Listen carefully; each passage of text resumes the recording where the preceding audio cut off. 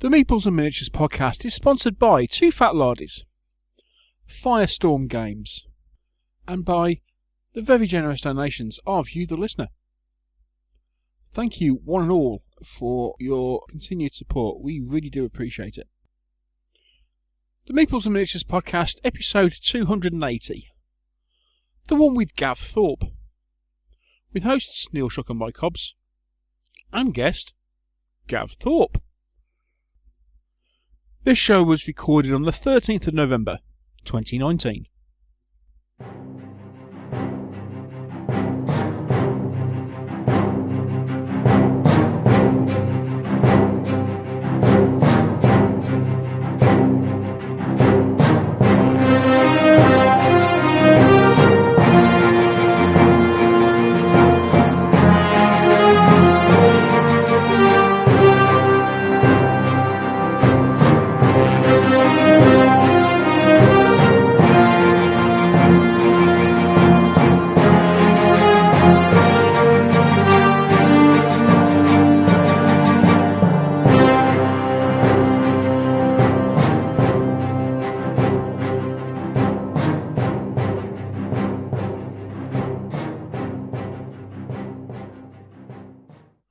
Hello, good evening, and welcome to another episode of the Meeples and Miniatures podcast.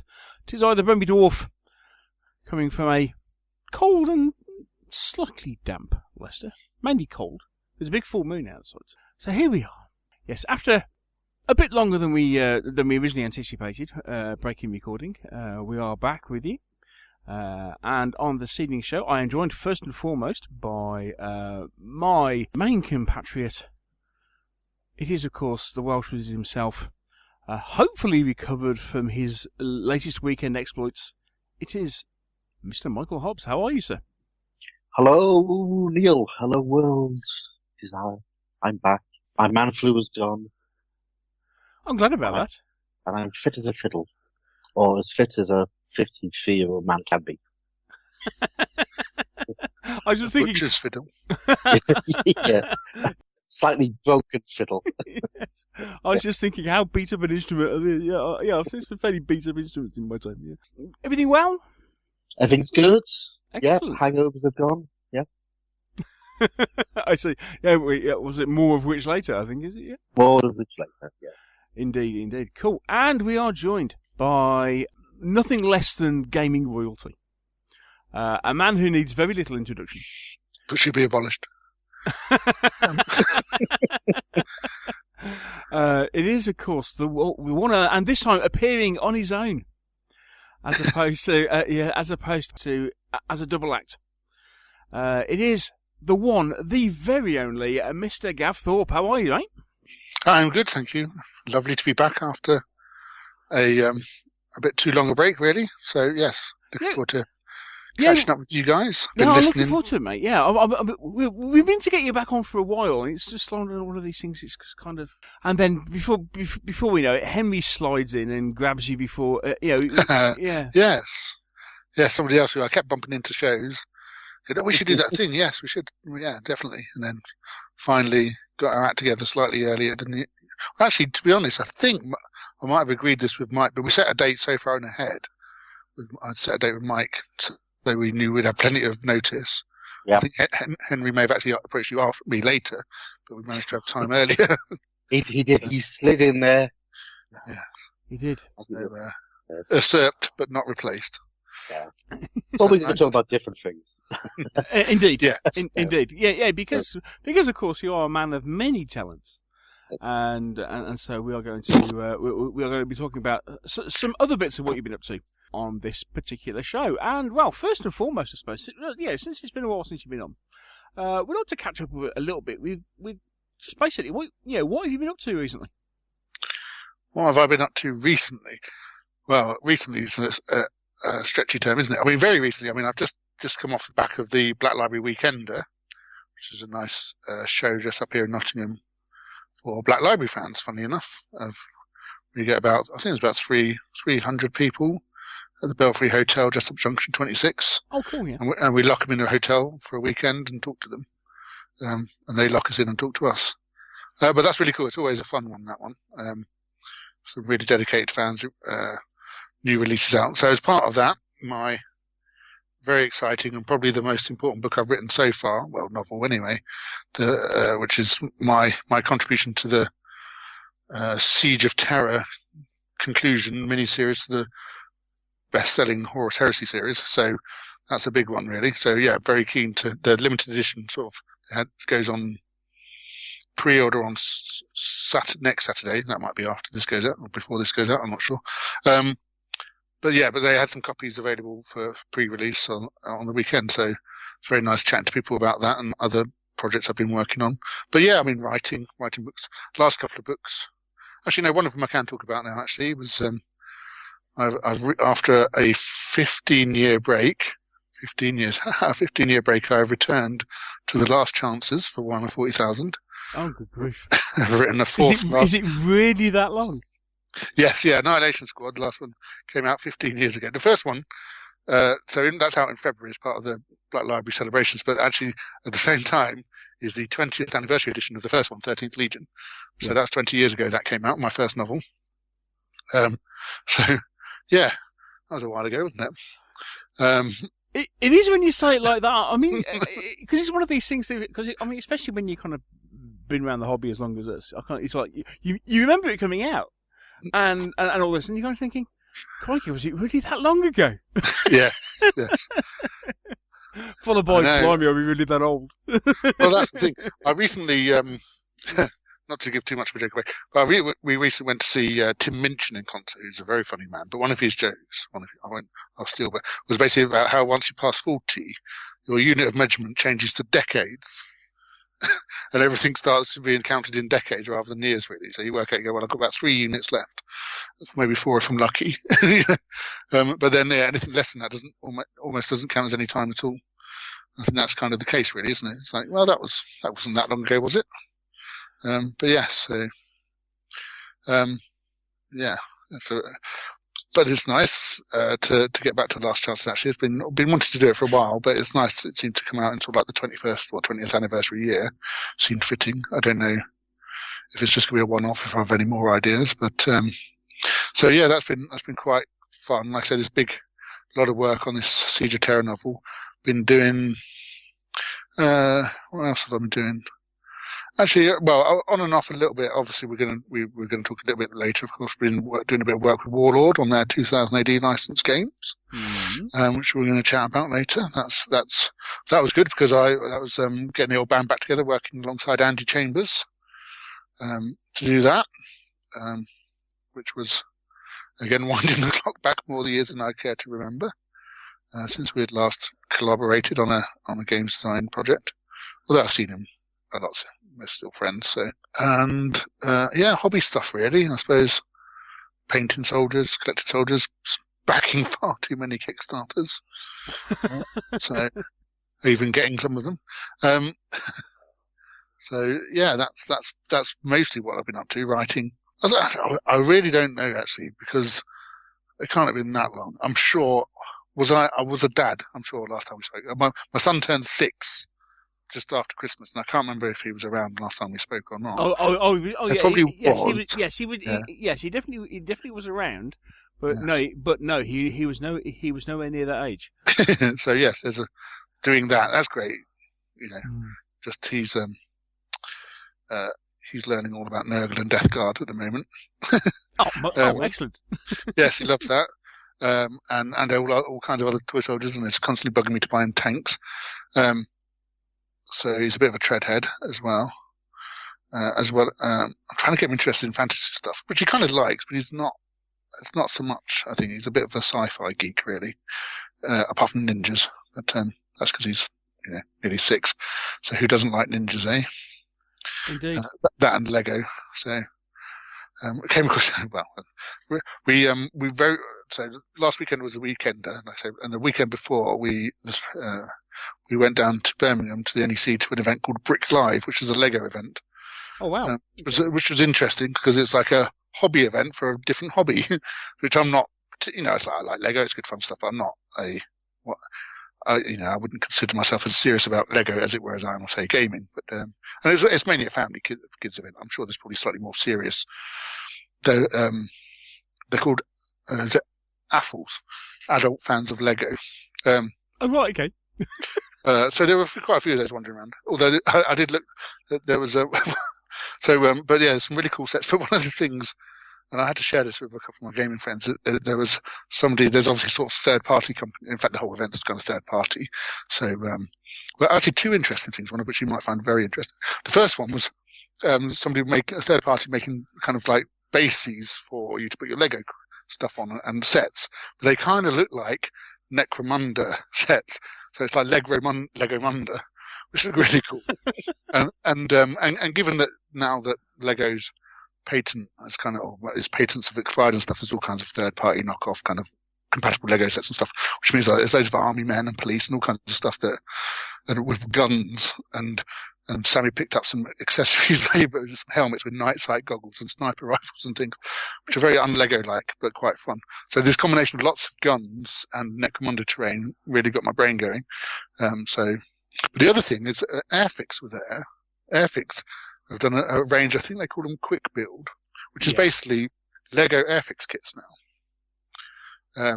So the classic Airfix kits of like, a Harrier and a Spitfire and that artwork and stuff, but with basically Lego pieces. So yeah, that was one of those. Oh, right, okay, well that's interesting. They're trying to rope them in, get them in early, as it were. So, how the hobby evolves and kind of how stuff sort of blends together as well. Yeah, I mean, I must admit, I hadn't really kind of realised just how big the kind of third-party thing had got with Lego. You start seeing some of the things around, and you see some of the creative stuff that some guys do on YouTube. Some of the some of the kind of like stop motion films and stuff that people. Oh yeah, yeah. And you suddenly start realising, actually there is quite a bit of different bits and pieces out there, like like all the World War II stuff and everything. Yes, yeah, and say there's sort of lots of Chinese stuff and things that ends up cheap in the works and things. Yeah, and a lot of it's like, well, I mean, it's kind of, it's all compatible, but it's kind of, I don't know, the colours aren't quite right, and it's a little bit shiny and plastic and stuff like that. But there's some nice stuff as well, actually. And so there's because I think essentially Lego, as a lefty Danish company, have kind of got not necessarily a non-violence club, but they've certainly got no armed forces type thing. They've never made any actual soldiers and stuff. They've done spacemen with ray guns and things, but so actually that's kind of let the door in for other people to make Lego tanks and again, the adult fans of Lego thing. There's people that do builds of like there's somebody did, I think it was an M1 Abrams and transporter in Lego and stuff. So yeah, there's all kinds of. It's an interesting adjunct, I suppose. It's like it's a different sort of modelling hobby and aesthetic, but actually having kind of been across various brands of fandom and geekdom, the Lego one's definitely there as well in terms of, at one end it's just a very commercial, approachable, fun thing for kids and adults potentially, and the other is some very serious hobbyists dedicating large sums of money and time. I mean, there was a whole section at the Brick Live thing on the like Star Wars Lego and things with the massive like Star Destroyer kits and a million folk and stuff. There's some people from the 501st dressed up there and stuff like that, which was fun. Sammy got his photos taken with those. Was it this? It was this year at Salute where someone did that big Lego Flash Gordon, wasn't it? Yeah. Was it this year? Yeah, it was. I remember you talking about it. Because Dave was there and the guy was saying, because you can lift off this part and just basically ripped off half of it so you can get inside. But you can do it like So it was like, it was, so someone actually, did this kind of full, playable diorama at Salute with, Ming's Palace and then, and then you got basically you've got all the various different action sequences from Flash Gordon, are playable around this Lego display. It was brilliant. That sounds cool. I mean, it is so. I've tinkered now and again with the concept of. I mean, there is a Lego kind of Dungeon Bash game actually. I don't think it's actually in production anymore, but they released a few years ago, which you could kind of use your Lego to kind of create adventures for and I can't remember exactly how it worked, but sort of your minifigs could go on these adventures and fight a big monster at the end and stuff. So there's Lego gaming out there already, but yeah, I think as more and more stuff comes out, and it's pre-painted. It's not pre-assembled, but pre-painted, and the ability to swap stuff over. Imagine playing Necromunda, we don't actually have to chop their arms off and stick new bits on. You just swap the gun or give them a bigger hat. The possibilities are endless. So I'll rope Sammy in by that way as well, probably, I'm sure. And of course, there is something else you've done recently, which we need to mention, which is your Patreon. Oh, yes, that's true. Yes, I launched a Patreon by mistake. Well, not by mistake, but by accident, almost. What do you mean by accident? Well, so Patreon were changing their terms and conditions. Maybe Yes. you may not have heard as a Patreon type person yourself.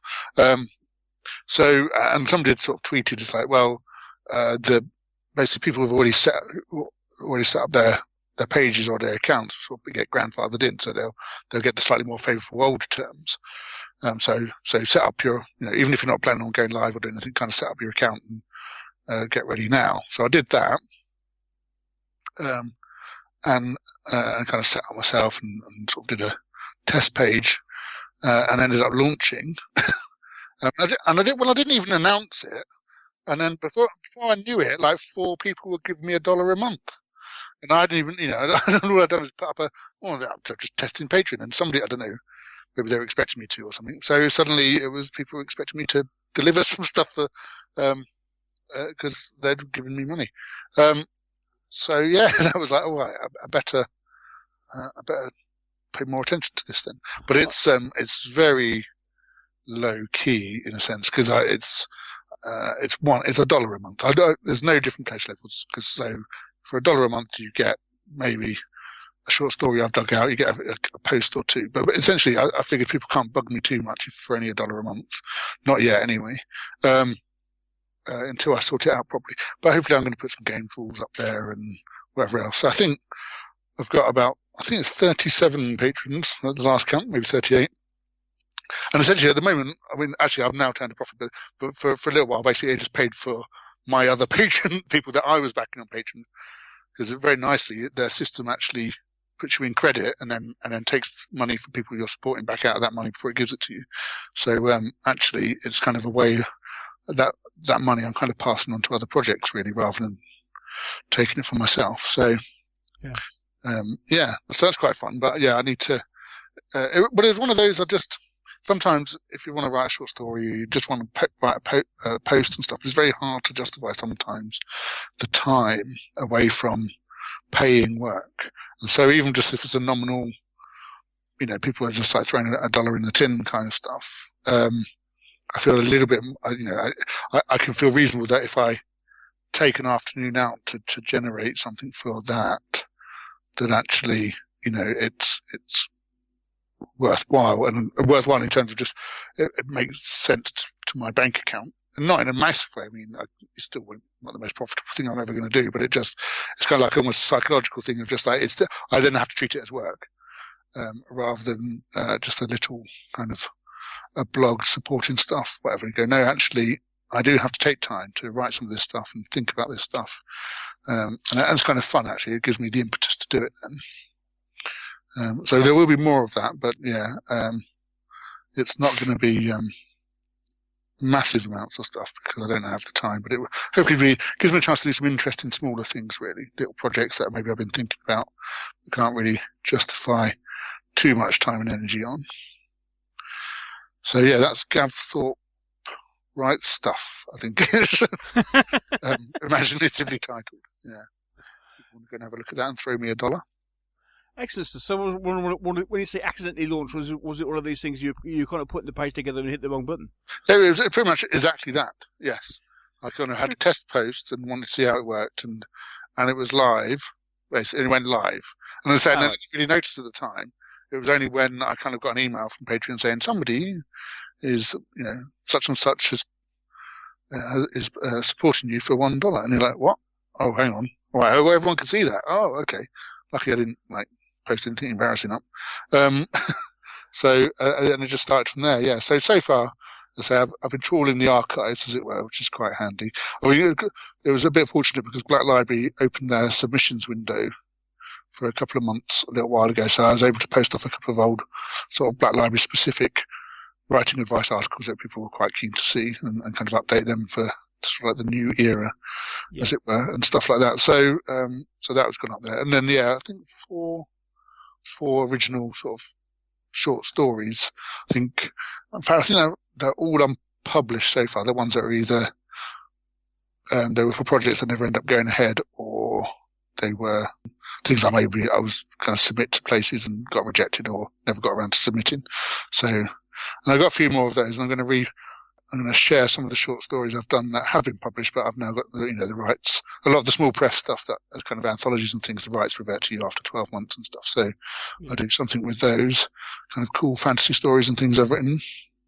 And maybe almost a little bit of a playtest thing on there actually for a couple of ideas of some smaller games that I've been tinkering around with for miniatures and stuff, and just being able to use some other people's eyeballs and again, just as an excuse almost to work on these things, knowing that, they're not going to nobody's going to, well, I don't know.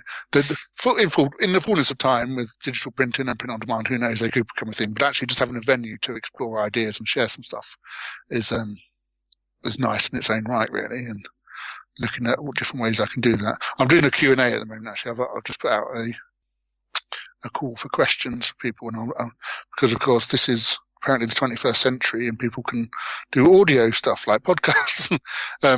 So I don't actually have to write posts. I can just record them and Indeed. Listen to them. Apparently. It makes life so much easier. It does, actually, yeah. And it allows me to do it while I'm painting. So it's basically, this is all just an elaborate way to get people to pay me $1 a month so I actually do some painting. That's what I'm saying.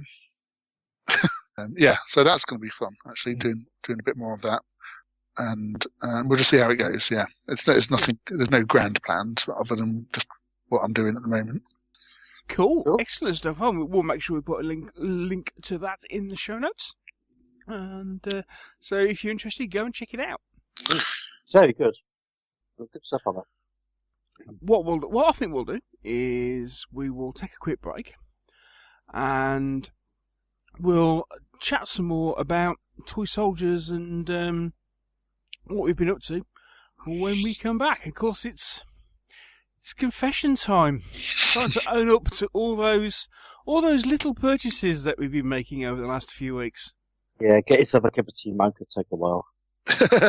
Well, this is one of those where sweepstake might come in. It's like who's gonna be the longest, but I'll try and we'll see. Cool.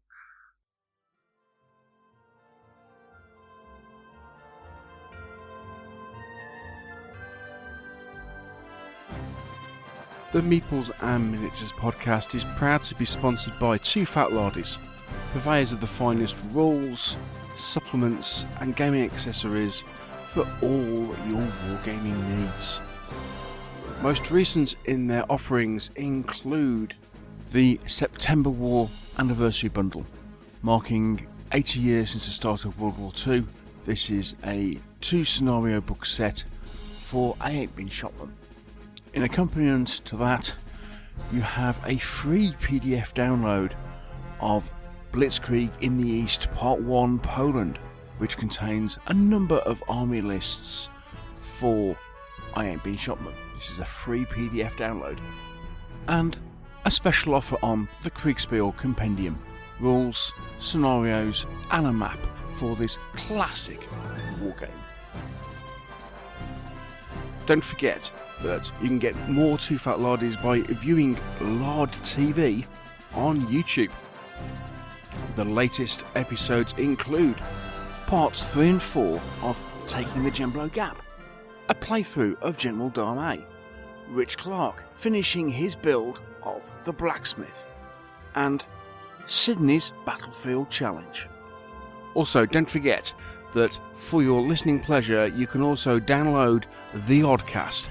It's available on Lord TV, but also via your podcast app of choice.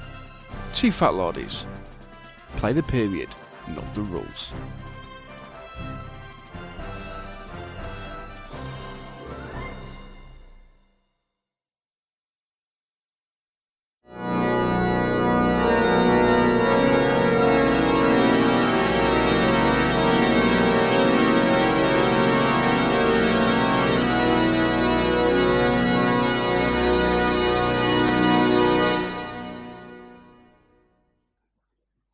Dearly beloved, we are gathered here once again in order to own up to what we've been up to over the last few weeks. I think I can remember everything I've done. I'm still trying to be good, because despite the fact that my car passed its MOT, I've now got it's in for service on Friday. Because the garage turned around and went, "Do you realise how long it's been since you last serviced your car?" Yeah, sorry. Anyway, so I'm still enforced trying to be good, but it's so not too bad. Last few weeks, so essentially it's been one main purchase and a couple of Kickstarters have turned up on my front. So the purchase got Paths of the Serpent, which is the new expansion for Call of Cthulhu. Not Call of Cthulhu. What am I talking about? Call of Cthulhu. Mansions of Madness. It's a Cthulhu game. But yeah, it's the so yes, it's Mansions of Madness goes to the jungle. So there are 3 new expansions for that, loads of new models, etc. It's really interesting. I mean, one thing I have to point out at this point, because it's something that almost caught Dave out, because he got it as well. Definitely caught me out. You know the way Fantasy Flight normally pack their games, where they had this kind of like this box insert. Yeah, that great big insert that takes up half the space. It takes up half the space, yeah. So they produced this big box, which actually they could do with producing something half the size. Mm. And so we're going for, so you kind of get that, and so you take out all the, you take out all the new tiles and everything, and you got all the cards and what have you. And Dave goes, "Where's the big monsters? I've got no big monsters. They're missing." Under one of the sides. Yeah. Now, the thing is that apparently it was underneath. It was underneath one side of the outlay. They come from below. They come from below, indeed. And that completely fooled me. With a previous. Do you remember that expansion? Do you remember that story I had about that expansion? That was missing all its figures. and so I contacted. So I actually contacted Fantasy Flight and said I haven't got any figures, and I haven't played. It's just been left in the box until the figures turned up.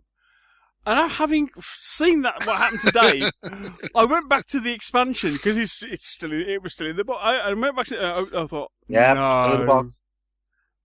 Opened the box, lifted it to one side, and lo and behold, there was a. I thought, oh dear. Oh, Neil, you have to take out the cardboard thing. It's the first thing I do. Take it out, throw it away. So much more stuff in the box then. Charity auction soon then. Yeah. Yep. Indeed. Yes, that wasn't. Yeah, I didn't feel particularly cleverest over that one, but never mind. So anyway, that and then I've had 2 Kickstarters turned up. So firstly, Hell hath frozen over. Because Nemesis has arrived. Woo-hoo. Finally, yes. From I mean, obviously I tweeted it out at the time, so we've already had the several rounds of various abuse about it. Ralph, have you had your second shipment yet? Just wondering. Thought I'd get that. I can tell you, he hasn't. He hasn't. Oh dear. And it's all his best mate's fault. Oh, because he... because he very kindly put in a second pledge for his mate who wanted everything. And that's delayed. That's delayed his stuff arriving. Because they, we had a note out, I think it was this morning, to say they've still got about 700 European orders to fulfill. Mm. Oh dear. Oh. But yes. anyway, Nemesis is so last year. Well, that's kind of the problem, isn't it? yeah, thanks for that. Yeah, I mean, it all looks very nice. And whether I should confess this next bit or not. Well, after just saying you basically, just ripped off Fantasy Flight for a bunch of figures. Well, basically, Nemesis has arrived, and I haven't opened the box yet. It's still in its cellophane. I'm sorry, I've been a little bit distracted with real life, so it's not. Yeah. And then another Kickstarter arrived, which was the expansion for Deep Madness, which is that kind of Cthulhu-esque. It's kind of Cthulhu meets the Abyss game that came out last year, which is very good.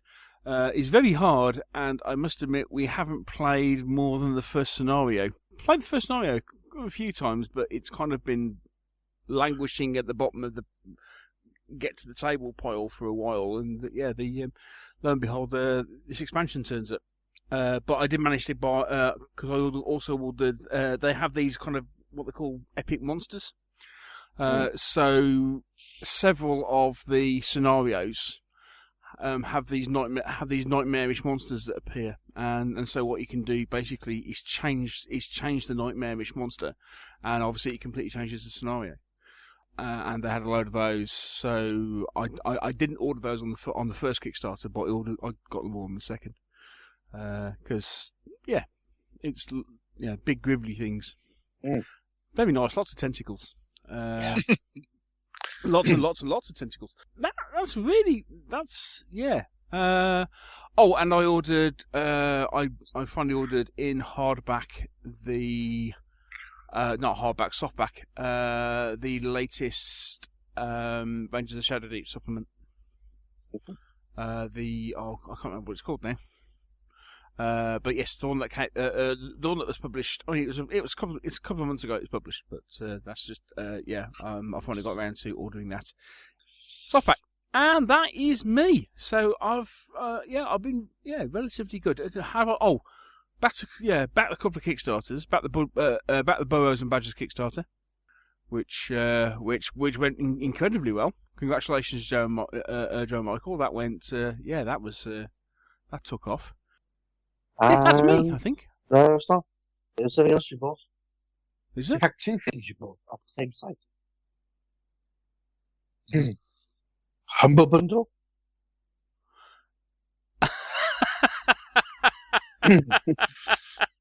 Yes. Okay. Books. Yeah. Okay. Yeah. Right. Okay. Yeah. Okay. So you're gonna make me do the other embarrassing thing, right? Okay. Yes. Of course. So, yeah. Another embarrassing thing? Gav, you'll smile at this. Right. Okay. So Humble Bundle currently doing well. I think it's finished now. No, it's still going. Voices of Heresy. Oh, Black Library. Right. Okay. Yeah. So they were doing an offer for 22, 23 audiobooks. Yep. Black Library audiobooks. Yeah. Mm-hmm. So I forget who it was, but I know Mike retweeted it, and it was like, yeah, thanks, Mike. And it's one of those things that it's just too good. 23 audiobooks for effectively £15. Yes. Yeah. And it's just like it's too good to miss. Mm. Anyway, as I went on there, as I was looking for that bundle, I just happened to notice that there was another 40k game bundle on there at the same time, and it just so happened that the Rogue Trader RPG from Cubicle 7, they're doing a bundle on that as well. So I was having a look at that. And I thought, oh, that looks interesting. Maybe something worth considering. Because although I don't play 40k now, I grew up with it, and so so I'm always interested in the stories and everything. But yeah, I just thought, oh, that might make some really interesting reading. Yeah, great. Definitely. Okay, right. So fine. Okay, well, I'll go back and order this and order these audiobooks. So I went through. Did all the order, fine, sorted it all out. Right, okay, go and collect your stuff. So went to go and collect my stuff, and he went, "Your PDFs are ready for download." Yeah, but very quick, very, very quick. I was like, Straight away. Yep. I was like, I'm sorry, PDFs? What? So I then went back and looked, and it just so happened that when I flicked off the Rogue Trader bundle to go to the audiobook bundle, I clicked I got confused by the wrong 40k artwork. And so it just so happened that purely by accident, I'd ordered the complete Rogue Trader bundle. It's a my finger slipped. Yeah, It was. So I find myself the proud owner of 22 22 source books and various other paraphernalia for the Rogue Trader RPG. And then I went back and then ordered the the audiobooks. So that was a bit of. I mean, luckily it wasn't an expensive slip of the button. Well, no, and it wasn't. You didn't get 15 books turning up in the post, so that's. That's amazing. There is that. But even so, it was it was one of those oops moments. Yeah. Yes. An unfortunate accident. Oh dear, how sad. That's good. That's just called subconscious, Indeed, it is. One of those accidents. There's something Freudian going on. Yes. So I shall. So I shall look forward, if nothing else, to reading some of those. Yeah, that was me, I think. Yeah, I did enjoy the text you sent me, which was that oops moment, and I went, "Have you just bought 22 audiobooks?" Neil replies, "Well, at the second attempt. The first attempt, I accidentally appeared to have purchased a Cubicle 7 Rogue Trader RPG. I'll teach me to stop getting distracted and check what screen I'm on when I hit the button." Yes, it was definitely one of those moments. Yeah, it's just one of those moments you kind of, you just go on autopilot. Yeah, okay, yeah, bye. Yeah, go check out. Yeah, fine. And really, it wasn't until I went, okay, get hold of your stuff, that I suddenly realised what I'd bought. That could have been, which is a good thing. I mean, that could have been really embarrassing, but hey, anyway, as it was, I'm now the proud owner of an RPG that I will probably never play, but looking forward to reading some stuff. So there we go. Sounds good. Right, how about you, Gav? What have you been? What's been on your What's been on your shopping list recently? What have you been? What hasn't been? I have a terrible Kickstarter habit. It's the worst kind of impulse buying ever, because it's so easy, but it doesn't actually deliver satisfaction for 18 months. Tell me about. Oh, well. Nemesis. Yes. Yeah, I've had a few never turn up, but I sort of spread my Kickstarter habit. I don't really go for the really big box ones anymore. He says, until we looked at this one. But sort of in the early days, I did Cthulhu Wars and I did Ares Games, Sales of Glory and stuff. But actually, all the kind of Kingdom Death and all that kind of, it's like, no, I just don't have the room. B, I don't have the time. And C, I've already got, that kind of pretty much covers it actually. So my habit is kind of split over board games, role-playing games, and I back a few comics and things, actually get some quite nice little indie comics and stuff on Kickstarter. But yeah, I mean, so one of the things I've done lately is kind of acquired a few role-playing games, which I'll probably never get around to playing over the last year or two, which include, there was mostly just because, again, it's that armchair gaming, isn't it? Just reading the books and pretending one day, oh yes. One day. Yeah. Although I've actually emailed some of my friends today just to bug them and saying, I really want to do some role playing next year. Can we sort it out? So one of those was the Judge Dredd and World of 2000 AD role playing game, which was just like, well, why wouldn't I do that? And various bits and pieces of Games Master Screen and counters and stuff like that. And then actually after that, as a recent arrival, as in it turned up yesterday, was it, or today? I can't remember. The Cursed Earth supplement for that is just out, so I ordered that. So that wasn't actually a Kickstarter, but I've ordered that, and that just turned up, which is kind of fun. And I backed the Expanse role-playing game because, again, why wouldn't you? It's the Expanse. It's a great, cool universe to read about, and maybe one day game in. Who knows? Have you read the novels? I have not, although I've put them on my Christmas list this year. So I've watched the TV series, but I've not read the novel. I've had one of them for a while, which I'm going to read, because I should do, really, because it is based more on that than it is on the TV series, I know. So, but even on that, it's kind of that just looks kind of cool. And then I also got myself. I don't think that wasn't Kickstarter, but there was like a pre-order went out for the hardback of the new RuneQuest, or playing in Glorantha.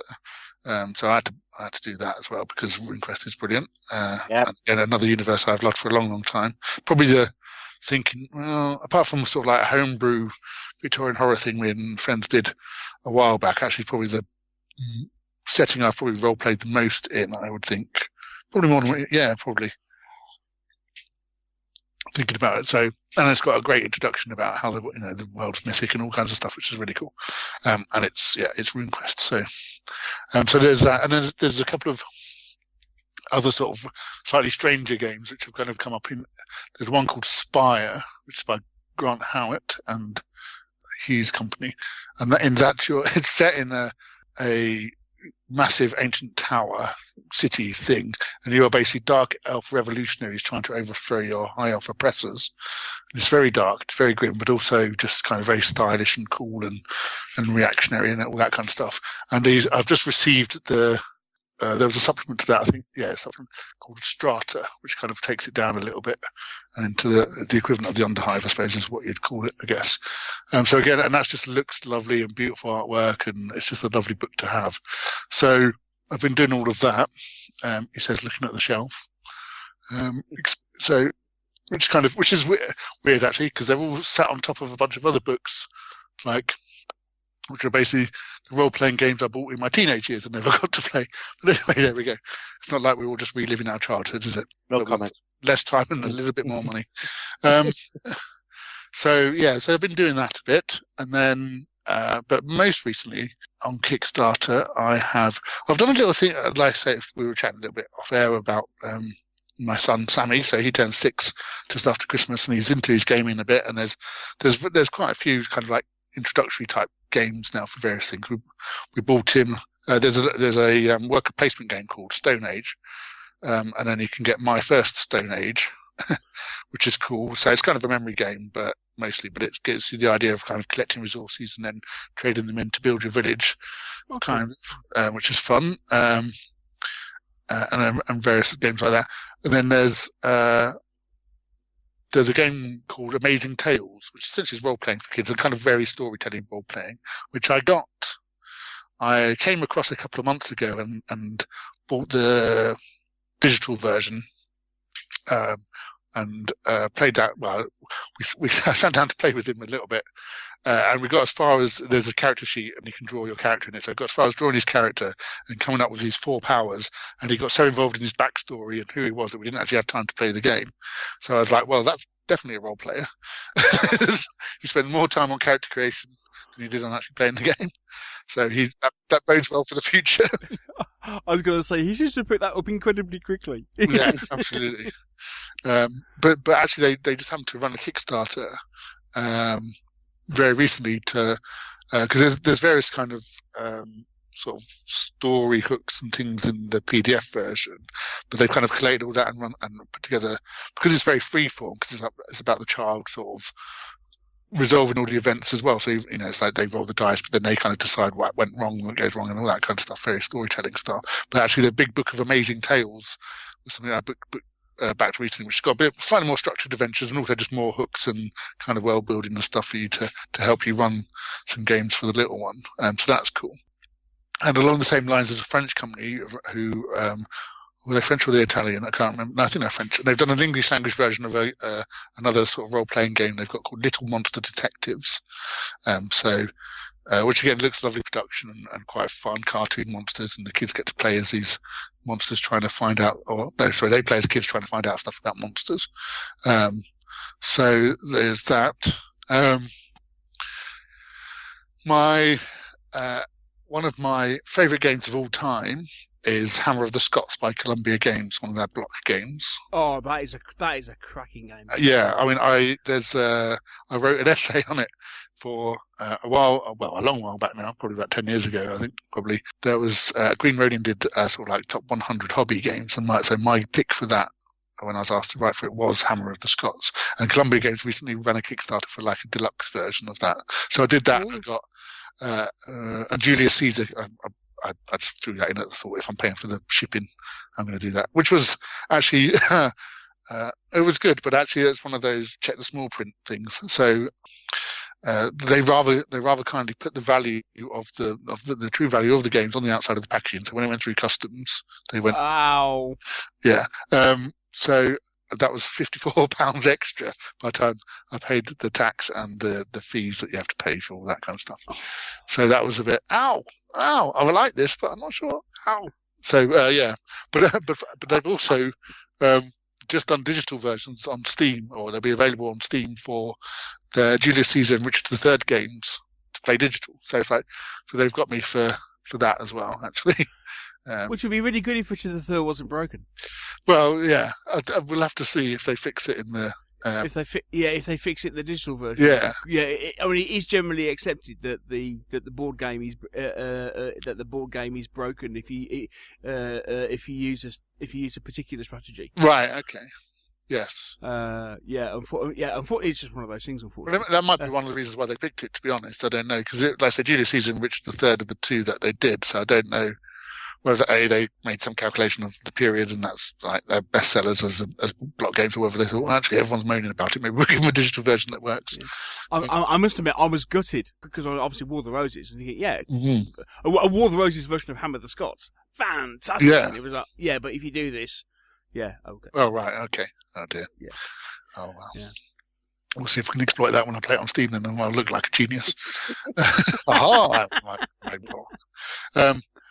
So something else, a kind of interesting thing about recently is a new gaming magazine called Senate Magazine, which kind of is it's kind of like as much about a game's design as it is about like new releases and glitzy kind of stuff. So that's kind of interesting. So help them get their first issue out the door, which I think is supposed to be coming in January. They caught a little bit of, well, I wouldn't say flack, but just they didn't. Hang on, let me phrase this properly. There was quite a lot of interest from overseas backers because they're quite insistent on doing a print-only magazine to start with. And shipping a magazine, obviously, to the States and places like that isn't cheap. So I think they made it harder for themselves doing that. But because it's a very design-heavy magazine, I think they were thinking, digital photography and not, looking at pictures on it in a digital and a PDF and stuff just aren't the same as looking at one in a printed magazine. And maybe they thought that they didn't. The first issue they wanted just to get across the quality of the production and stuff. But we'll see. But then the big one, I'm just looking at the list here. Hang on, let's scare ourselves, right? Hang on, let's go back. I'm just looking at my computer. How do we go back? There we go. So just as it doesn't tell me on here. It hasn't got my grand total. The last time I checked, it probably goes. It is. Well, I'm sure you chaps are as well, but I'm qualified. I somehow count as a super backer. Ooh. You're a super backer. I am my word. Our first one. So while it's probably 145 Kickstarters I've backed now, across various types of things, of which I've been very lucky, really, because I'd say of those that funded, well, I actually paid for, I think there's 6 never arrived, varying from games to, there was a present I was going to get from my brother, which was a Doctor Who cookbook, and things, and various people, and a couple of them just people generally just like falling on hard times, not being able to deliver and stuff like that. So I don't begrudge anybody, it's not a pre-order system, whatever anyone thinks, and particularly some of the projects I pick, they are a little bit in the wind. So yes, here we go. Oh, successful pledges, 127 projects. There we go. But I've backed more and they've kind of been unsuccessful, essentially didn't fund and things. But yeah, so the latest one, I don't know if you've seen this, Beyond Humanity Colonies, which I kind of shared on Twitter a little while back, a few days ago, which is essentially it's a board app hybrid game. But it's not just like one of those where you get an app to help you run the game. You get an app that actually runs the game for you. It's a colonization game. I think it's a semi-cooperative, I think. Oh, actually, I think they might be putting different modes in it. But actually, the physical components, the tactile board components, also contain electronics. So there's a circuit in the bottom of each piece, and the cards have RFID chips in them. And there's LEDs in them. So depending on different statuses, the colours on the board colour, it's basically this cool looking space colony, and and then whether it's green, orange, or red, or whatever in the status, and there's essentially an app run economy. They're going to do kind of big campaigns through the app, so or seasons and stuff like that. So it's extreme. I mean, it was I went in for $225 on that one. Right.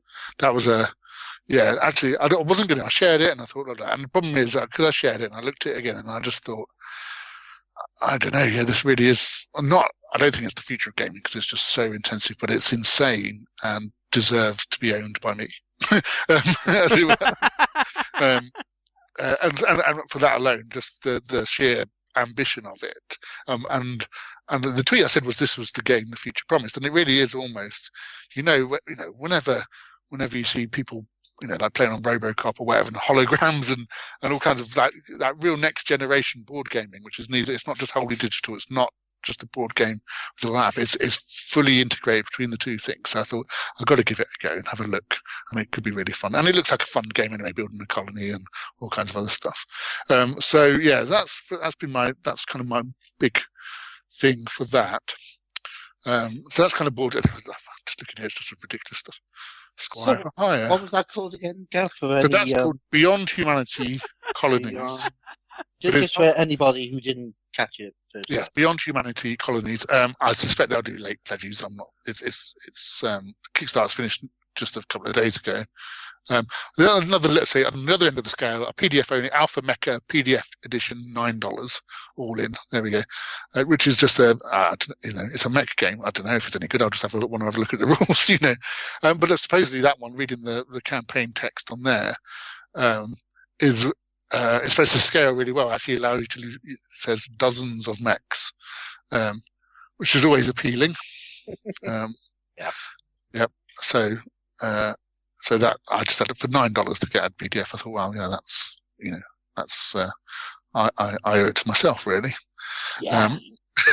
Apparently, I owe it to myself quite a lot, on a very frequent basis. This was, I did calm down for a while, I have to say, but there's been a little. Because there's a mixture of stuff. It's like if I took out the games I'd backed with Sammy, for instance, there's 3-4 things there. There's other. I said there's some cool. Comic stuff in there.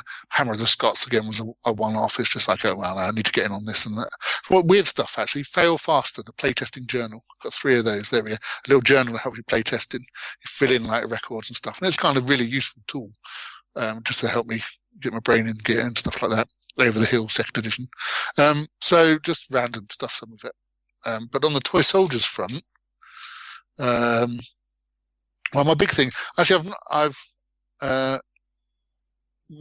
most recently, well, hang on, yeah, let's wind back a little bit.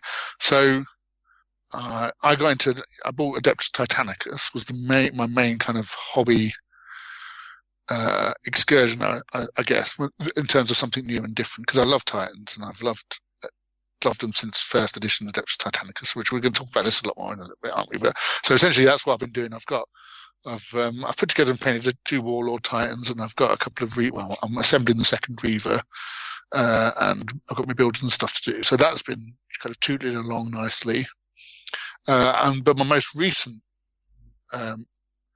hobby purchase is actually Warcry, which was it's the Age of Sigmar skirmish game, sort of like Realm of Chaos meets Mordheim meets Necromunda type thing, which looks, one, I went for the big box starter set because the terrain in it's amazing for a start, and then two war bands. So I've painted 1 war band and I'm doing the other.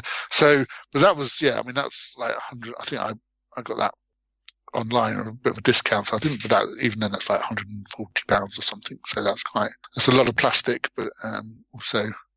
And then I bought the Monsters and Mercenaries supplement for it, without even having played it yet, because you do, and it's hard to work in, you just can't walk into a Games Workshop store without buying something, really. And I have to go into Warhammer World to have meetings with people on a fairly regular basis.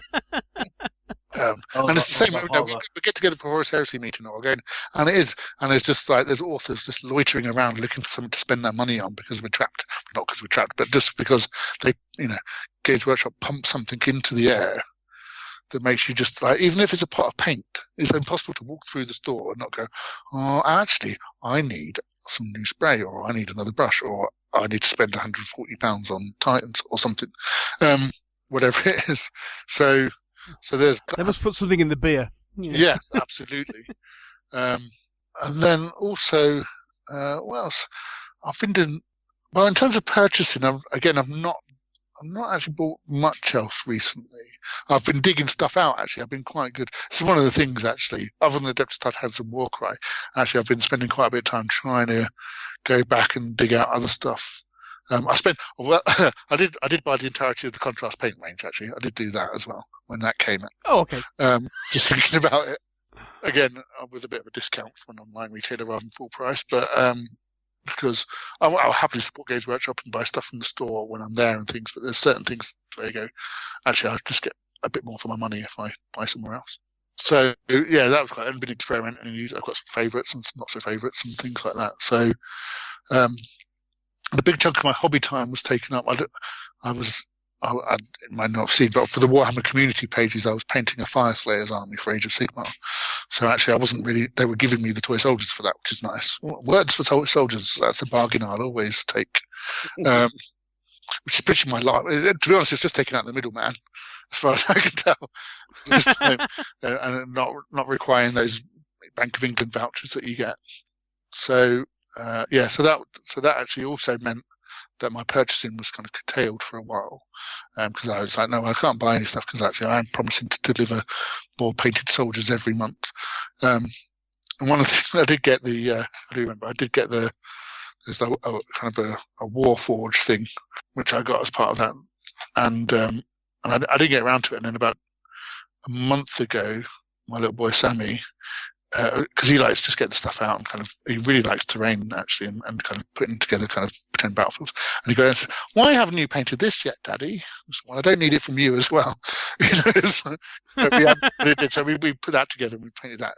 But buying wise, the big ones were sort of some Titans and Warcry really, and Kickstarters. So yes, I think they're the highlights of my confessions of perhaps the last 6 months, I would say. Most excellent stuff. I'm so glad you took a while there because it's going to make me look good. Yeah. I'm skipping loads of different little board games and card games that I picked up and all kinds of other stuff. But I'm trying to think. I went to a show recently and I must have bought something at the show, but I didn't actually. All I bought was a pot of silver paint, so that's... Yeah, no, that doesn't really count. The thing you have to remember, Mike, is that what Gav has just reeled off, as he has just explained, is the highlights of 6 months. You got 3 weeks to catch up with. Okay. And go. Get yourself comfortable. Right. Well, let's start with it's the Firestorm Games Bring and Buy sale. Twice a year. I'd forgotten about that. Yeah. I think I was... I was quite good this year. I was quite good. I did pick up a full copy of Bushido from back in the day. Yeah, good game that.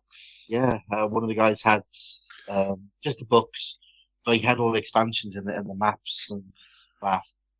So I thought, that could be interesting. And Mr. Bond Jr., hello Steve. He's a big fan of Bushido and he wants to play Legend of the Five Rings. So I thought, well, that might be quite nice, so we can have a good read of that. I think it was a bargain. I got some Man of War ships off Stu at Great Escape Games at the bargain price of £3. And I thought it was £3 per ship, and he went, no, just the box for £3. That's just crazy, isn't it? Yeah, so I squirred that away very quickly. I picked up. He also had a whole pile of old white dwarfs, like the 20s and 30s. So I picked up a few of those just for reminiscence. Ballast. Yeah. A little bit of terrain. One of the guys there was making some nice terrain pieces. And the big one I bought was a guy had a huge pile of Warhammer Conquest, the fantasy flight game. The living card game. Living card, yeah. Not live. Yeah. The competitive living card game. So he had. It was a sequel to the Warhammer one. Yeah, Warhammer Quest. Yeah.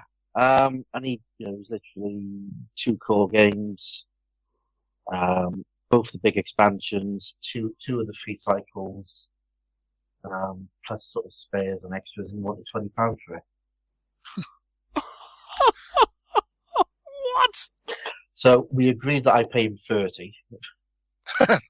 Yeah, some hard bargaining there to try and... No, honest. Yeah, more than that. Yeah, I can't do it to people. But people put this really silly price on. Are you sure? I was a bit gutted because he also had a pile of the brand new Modiphius Star Trek figures. Oh wow! Yeah. Yeah, he had 3 packs of those. And I was chatting to him, and he went, "Oh, yeah, there's these as well. I just want a tenner for them." And I went, sorry. And as I said it, my mate behind me, Andy, sort of muscled me out of the way, literally threw to the floor. That's mate in inverted commas now. Yeah, literally throwing notes at the guy, going, "I'll have them." So he had those.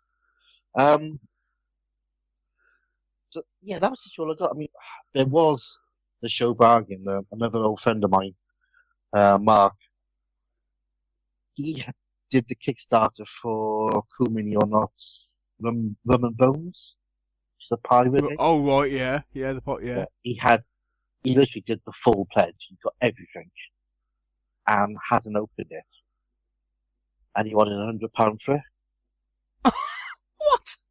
And I was sat there looking at it, going, I don't know anything about this game. There's an awful lot of stuff there. Am I going to buy it because A, there's an awful lot of stuff there, or am I going to buy it because it's a good game, or should I just walk away now and spend my money on something else?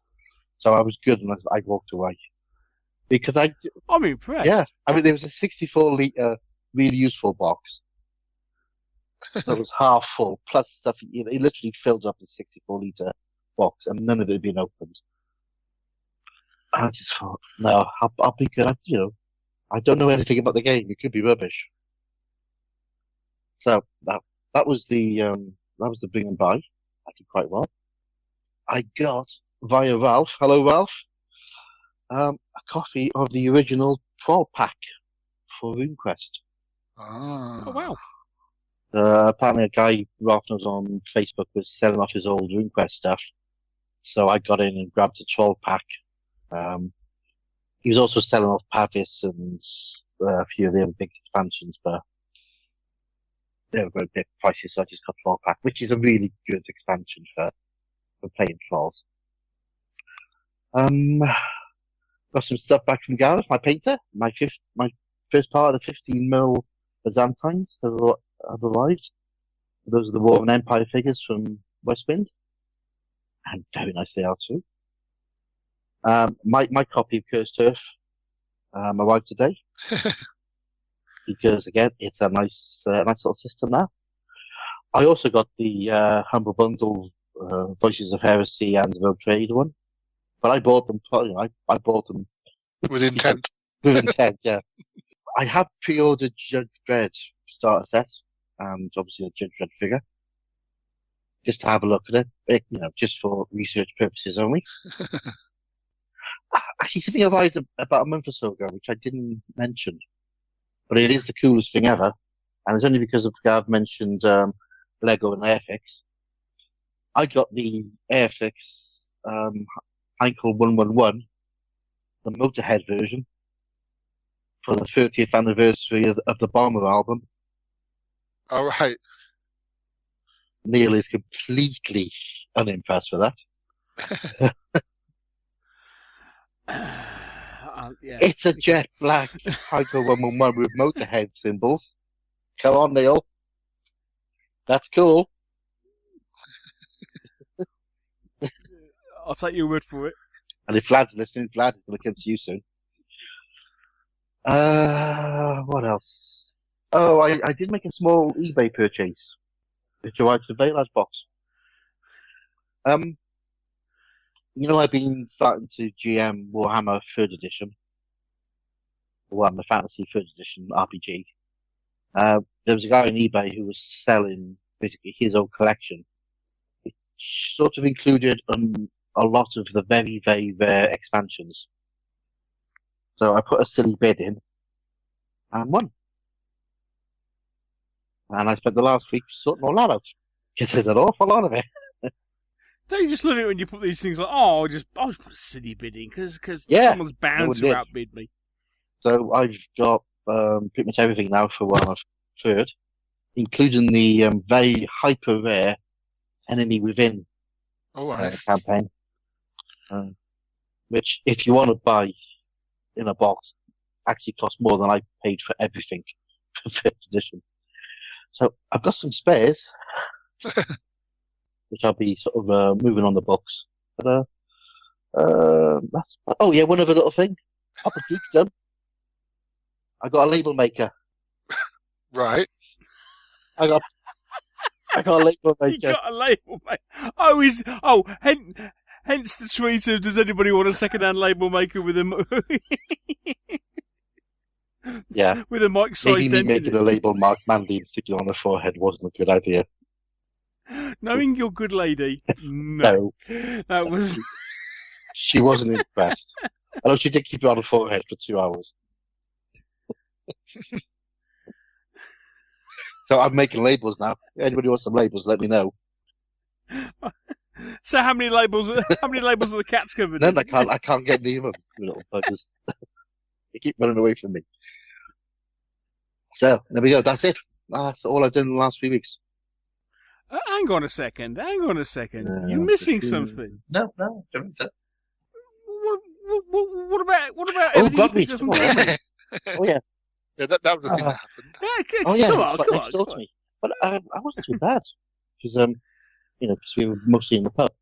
I did pick up the core rules for Space 1889.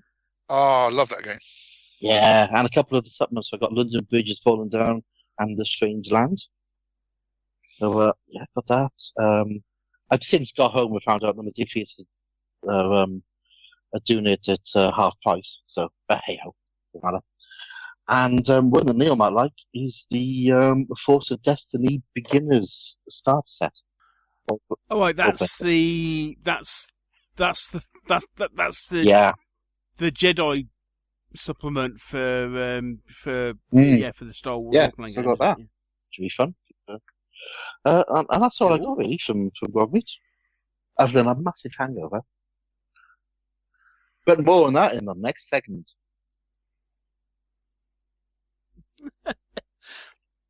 Indeed. Yeah, well, yeah. Almost positively strange. I just remembered something, Mr. Hobbs. Sorry, when you finished, I have remembered something I've forgotten. But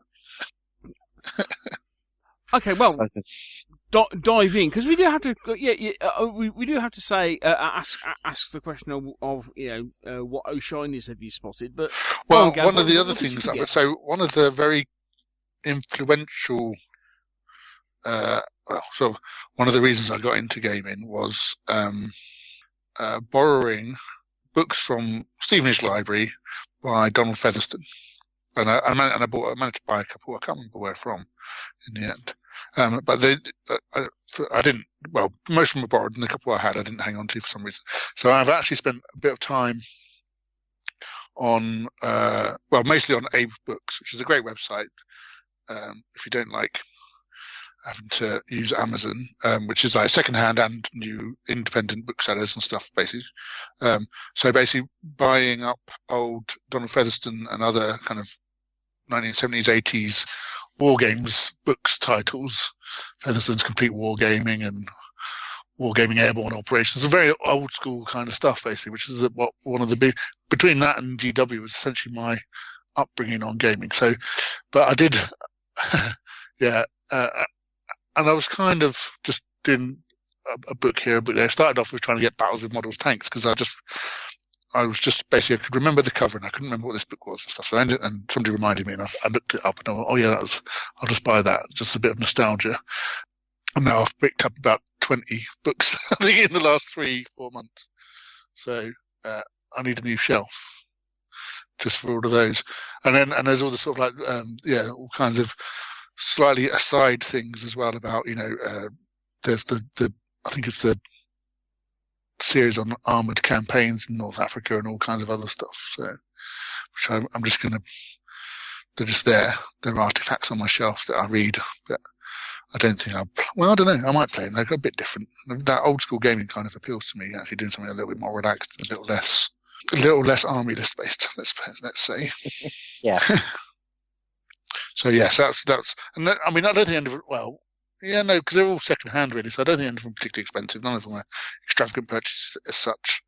But en masse, I've probably spent about £100 on those over the last few months. So it all adds up, doesn't it? Oh yeah. Yeah, just a little bit. Right, okay, so that's what we're doing. I mean, so has anything caught your eyes being shiny? That's something I'd like to pick up. I've got a couple of things.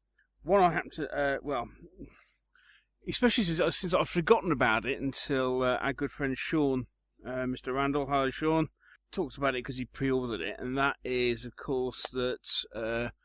The Gav Thorpe reprint of the classic Dune board game.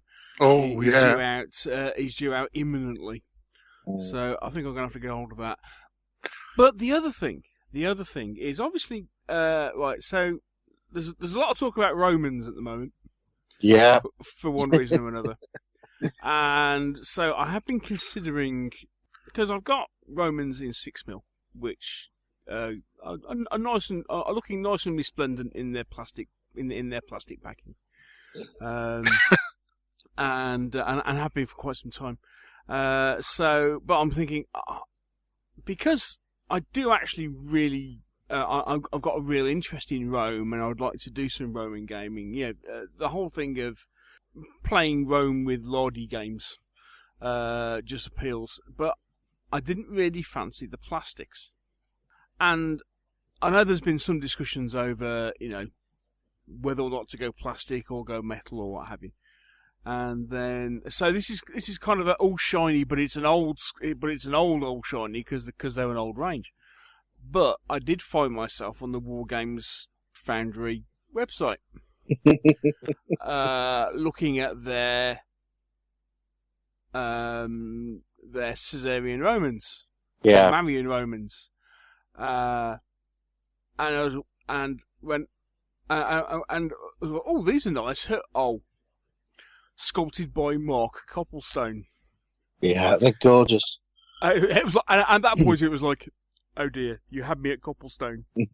It was like, yeah, okay, because I know he did the Germans. He did the Germans as a matched range for you, didn't he? And, yeah. So yeah. I'm going to have I know they've just put their prices up because well, yeah, I think they had an announcement as of November the 1st or something. They're having to put the prices up, but I know sometime in the new year I'm going to have a moderately expensive accident on the factory website, buying Romans and Germans and perhaps some Gauls or something, but I've kind of decided that I'm definitely going to go metal rather than plastic for those, because it just seems other than the fact that the Roman range is just absolutely gorgeous. So yeah, that was kind of my shiny. It's a throwback to the past, but no, it's something that's going to happen early in the new year. Well, the only one I've been looking at is one that we've been getting mails about. So from our friend Corey at Cigar Box Battles. Oh yes, a friend of his. Alvaro Arice is doing a set of rules called Pasha's Spears. Yes. Which has just gone up on Kickstarter. So this is large skirmish based in Rome, Carthage, so it's early Roman period. Sort of early Punic Wars stuff. So, if you play it on a 4x4 table, looks interesting, but they've very cleverly done deals with Victrix to produce army boxes using the Victrix plastics. Oh, cool. So that looks quite good. So that's up on Kickstarter for the next, as of recording, next 28 days. They made 20 grand already in the first day, so it's definitely funded. But yeah, there's a few videos out there, so go have a little look. There's a few how to plays. But yeah, could be something interesting. I must be, I'm quite lucky because I'm really not into Romans.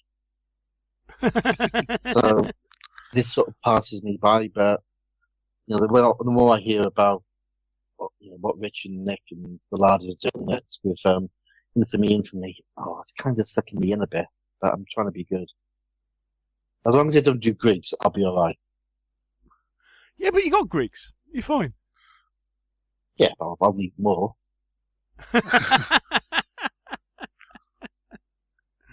So yeah, that's the only thing I found. Cool. I mean, Gav, are you just desperately trying to be good, or is there anything that's desperately going to buy me? I think no. I'm been very good at the moment. There was a couple of near misses of there's a role playing game which is I'm just trying to find out who it's by actually. I think let me just see. Here we go. Yeah.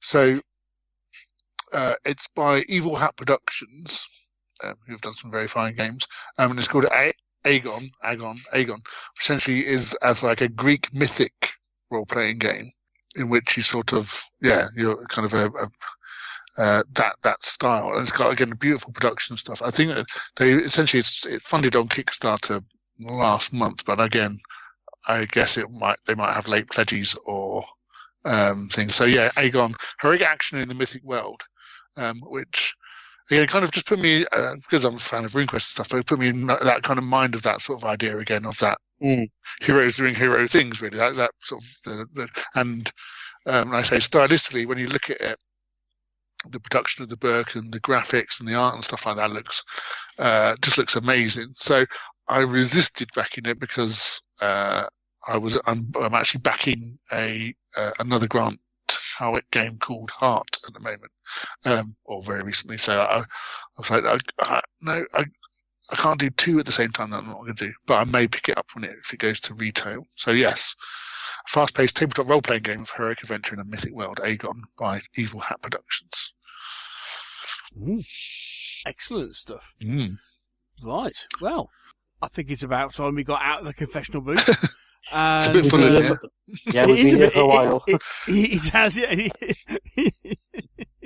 We'll go and get some fresh air, and then when we come back, it's time to talk about hobby and what we've been up to, what we've been playing, what we've been painting.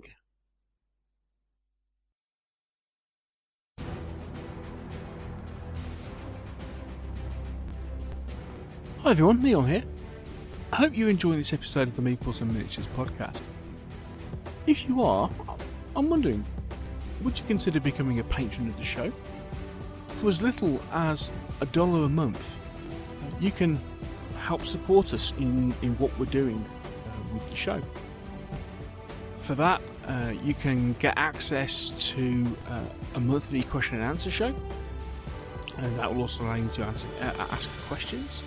If you pledge more, you potentially get bonus podcasts. And you never know, you might even get invited to be on the show yourself. If you want to know more details, please follow the link to our Patreon page, which is on the front of the website. That's www.meeplesandminiatures.co.uk. Thanks a lot.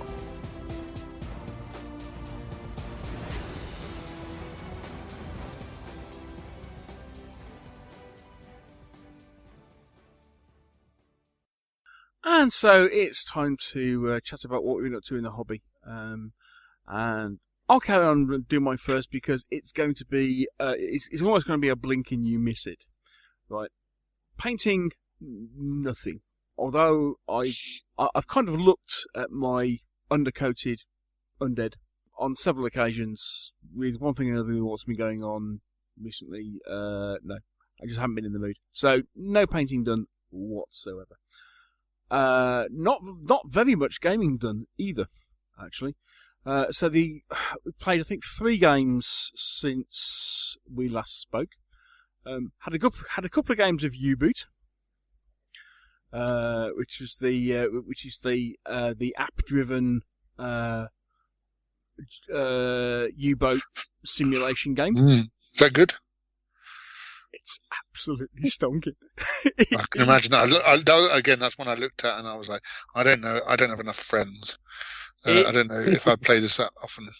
But just shouting alarm and running to one end of the room while people throw buckets of water over you sounds great. I tell you, I mean, we have had. I mean, despite the fact that we spent because so the first time around we played everything on easy. And of course on easy you get things like the game tells you where you are. So so you navigate on the old grid system, on the U-boat grid system that they have. Yeah, they've actually got reproduction maps and stuff. So it tells you what grid you're in on easy. The second time we played it on standard. So it no longer tells you where you are. You have to guess.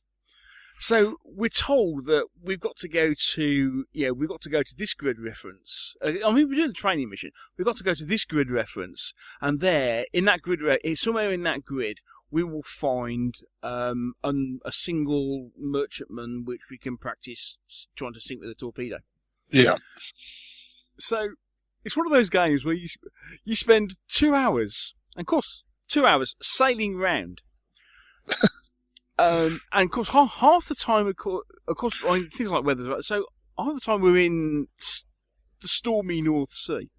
You spend 2 hours basically wandering around, lost in the middle of the North Sea, trying to work out where the hell you are, so you can try and find this. This lone merchantman.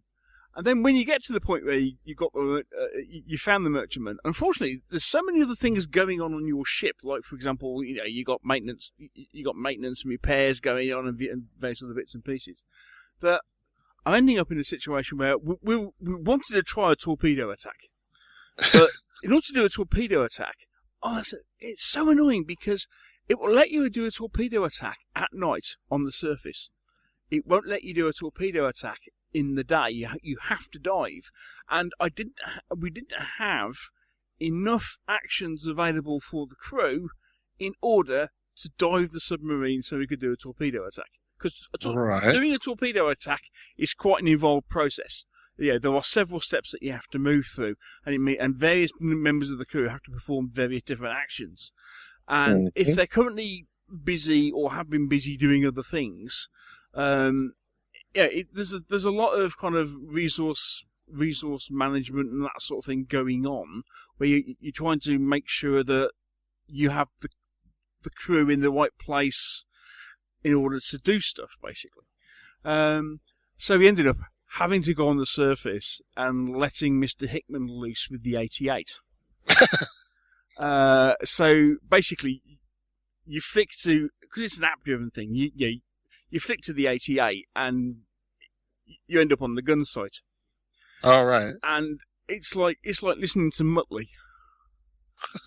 Because it's like, all you hear is bang, hee. Bang, hee. From the other side of the table. But no, anyway. It is a brilliant game. Really impressed with it so far. And all we've done is like 2 training missions. You kind of really have to be prepared to get into it. Yeah. You've really got to be prepared to kind of like dive in and take hold of the part that you're playing. The there's a lot going on, and it is quite involved. But if you all do it all together and get involved and decide that, okay, yeah, we're going to have fun doing this. As I say, we basically ended up 2 hours sailing lost in the North Sea, followed by 10 minutes of frenetic action at the end of the night to sink this merchant, and that was that, and that was it. So that's U-Boot. I highly recommended. Love it. Really cool. So that was that. Halloween, had to play Mansions of Madness. Well, it was a toss-up between Mansions of Madness or Zombicide or something. So we ended up playing Mansions of Madness.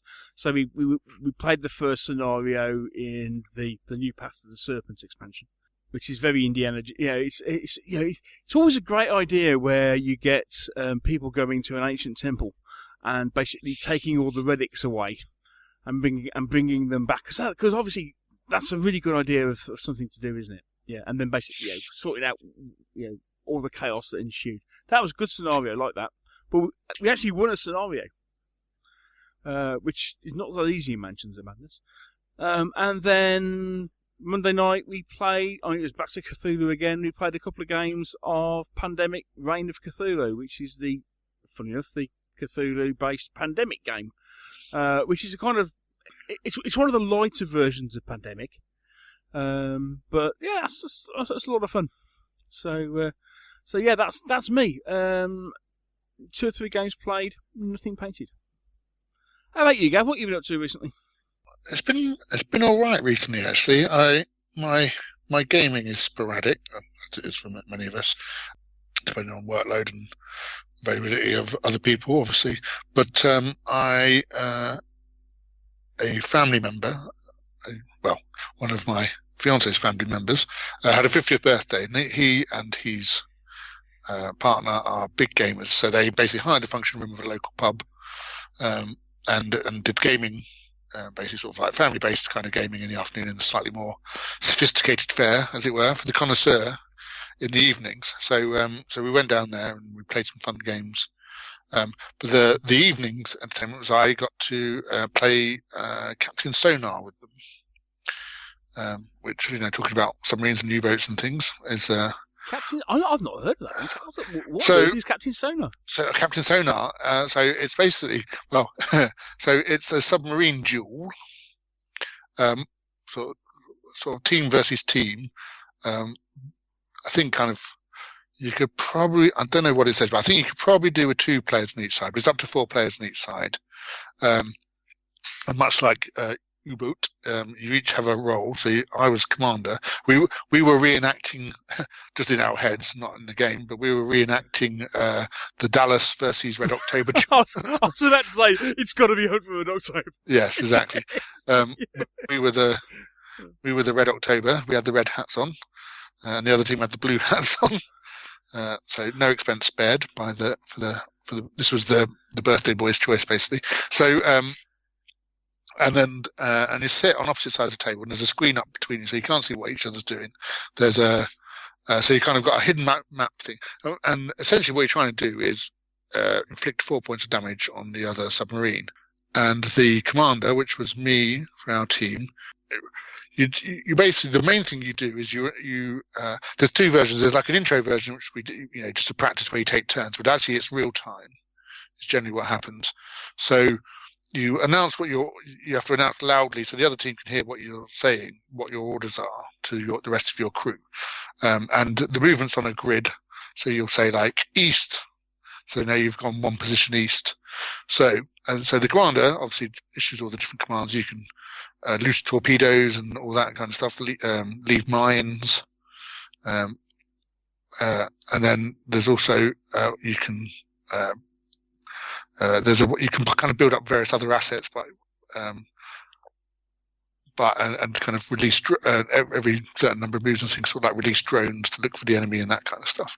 You have a navigator who essentially is listening to the other side. Sorry, not a navigator. Sorry, the sonar operator who's listening to the other side. And so you've both got the same map, and the sonar operator has a overlay on it, a transparent perspex overlay that you're drawing on with a dry white pen. So you're charting their movements, but you don't know where they're starting. So the map's kind of got various islands and stuff. So what the sonar operator's trying to do is figure out with the move they've made where on the map they can be. Yeah. So it's like, well, actually, okay, right, they moved north there and north again and then west. That means that they couldn't have gone through this bit here because that doesn't fit. And they're kind of moving the overlay around. So you're trying to zero in on where the enemy is. And through various things, you can maybe find out which sector they're in and stuff like that. Then you have an engine. Well, we actually only had 3 aside. So I was actually captain and XO at the same time. So I was actually passing on the orders and doing a couple of other bits as well. And then you have an engineer. And basically, every time you do a thing, they've got this diagram of the submarine that they're filling in, and basically you kind of use up systems. It's a bit hard to explain, but basically, there's sort of like a kind of a network of lines, and as you fill them in with the dry wipe, certain systems become unavailable, or so that, for instance, if you haven't got the weapon systems, if they're all if any of them have been coloured in, essentially, then you can't fire a torpedo. So they're trying to work out how to colour in, depending on the movements you're made and stuff, and what you plan to do. They're trying to colour in the appropriate parts of the engine or the submarine diagram. And then now and again, if it's just too bad, then you can surface, and there's a fun thing where you're trying to draw lines around a picture of a submarine, and while you're doing, and that clears all of your commitments and stuff. But so yeah, that was quite fun. So we lost both games, unfortunately, by one move each time. They torpedoed our last point just one move before we knew where they were. So they just happened to shout fire torpedo before we did, sort of thing. And so yeah, that was good. What did I do? So I managed to play Adeptus Titanicus on Saturday at the Black Library Weekender. That was cool. So, not with my Titans, but there was with one of the other authors, Guy Haley, had taken his Titans down and actually arranged a game with a couple of the fans. Hello, I don't know if they're listening. I don't know. But, Greg and Lee. Yes, Greg. I just called him Glenn. No, his name's Greg. So yes, it started off as just going to be a small game. We were. Guy and I were going to share his Titans up against Greg with a small force, but it ended up about 6 Titans aside, 7 Titans. 6. We had about 4 Warlords and 2 Reavers versus 2 Warlords, a Reaver, 4 Warhounds, and then 2 of they Knight Acaster or something, the really nasty knights. Yeah, the brand new ones. The banned ones. Yeah. Yeah. Which weren't quite. What do you mean the banned ones? They've I can't remember which tournament it is, but then I think there's some tournament in January or whatever, but you're not allowed to take them, basically. To be honest, they were nasty, but they didn't seem as nasty because actually on the first time he fired them, our opponent got it wrong, because they've got these twin laser blaster things or something, which gave them 8 dice, but he kind of misinterpreted he had 2 of them together in a squadron. And obviously hadn't kind of twigged that they were twinned already. So he rolled twice as many dice as he should have done. So basically rolled 32 shots and missed 2 of them. So it's like 30 hits on this Reaver Titan. And we're like, well, that doesn't seem good for 2 nights. How much do they cost again? But even, yeah, they are really nasty, actually. But so we played that. Yeah, that was good fun. We were playing, there's a mission where you're trying to blow up the most expensive Titan on the other side. We managed about 4 turns, I think, and then our big expensive Titan got blown up, so we decided to call it a day there at about 11 o'clock in the evening. So that was fun, actually. Yeah, love it. That was my 3rd game of Adeptus Titanicus, and highly recommend it for people that like big stompy robot things. It's one of the reasons, as we may go into later, where my big stompy robots is kind of faltered slightly, because that itch is getting kind of scratched a little bit, although Adeptus Titanicus is quite a different game. But yeah, it's a lot of fun. It does everything you want a Titan game to do. As a fan of, I say, Titans since the earliest days. And as I mentioned in the Confessional, I purchased Warcry, and I am, as we speak, painting one of the warbands from there. So I've painted one of the warbands, the Iron Golem guys, because I had an idea for their colour scheme really nice and quick. I'm painting them pretty quick, actually. I'm not getting too het up on how good they look, because I just want to get them into the play. Same, put the terrain together. This is what we were planning to play on Saturday evening originally with me and Guy. I was going to take Warcry along, and we're going to try that for the first time, but we ran out of time on that. So I'm now painting the other warband, the Untamed Beasts, and they're very nice, actually. They are actually, both the warbands actually been pretty quick to paint, which is unusual for Citadel miniatures these days, I have to say. A lot of them, I mean, they are lovely, but there's so much detail. So with the contrast paints as well that I'm using at the moment, when you get the right ones and use them on the right sort of models, then they are just lovely. So like the flesh was just one contrast paint, Gilliman's flesh. I'm just using the contrast snakebite leather is just as lovely as the original snakebite leather, actually. That's a good, nice leathery colour that I'm using here. So that's kind of been my painting, has been that. The Titans, I keep stopping and starting because I'm not very happy with them, I have to say, but well, sort of. I picked the True Messengers, basically Legio Praesagius, who I invented for an audio, or a Cersei audio, and they're white and blue. And I really shouldn't have picked them, because painting white is a pain. And actually, I keep overpainting them. That's the problem, actually. It's like when you've got big plates and stuff like that, actually, they don't really need like highlighting or shading or anything like that. So, and I tried it. The first time looks kind of cool, the Warlord. I'm quite pleased with that eventually. The second Warlord's all right. And that's when somebody reminded me about using a gold Sharpie trick on using that to colour in all the trim and stuff. But that's not worked so well on the Reaver, and actually I'm not going to do that again. And then I'm assembling a fourth Reaver at the moment. So that's kind of been lovely and depressing in equal measure, because they're beautiful models, and putting them together is quite fun, actually. There's a couple of fiddly bits, but actually they feel like nice kits when you put them together. So I've enjoyed that. And having played, one of the things, actually, I was a bit dubious about the Knights and things, because it's a Titan game, but actually having played that, the Knights are quite fun to include. Having a band of Knights is quite cool on the table, and they're not, certain new Forge World ones aside, they're not massively overpowering. They do add a nice dimension to the game, so I'm going to try and I was kind of testing out colour schemes on the Knights I got in my box, so they're not really fit for purpose, and I think I rolled a chair over one of them and broke it into tiny pieces.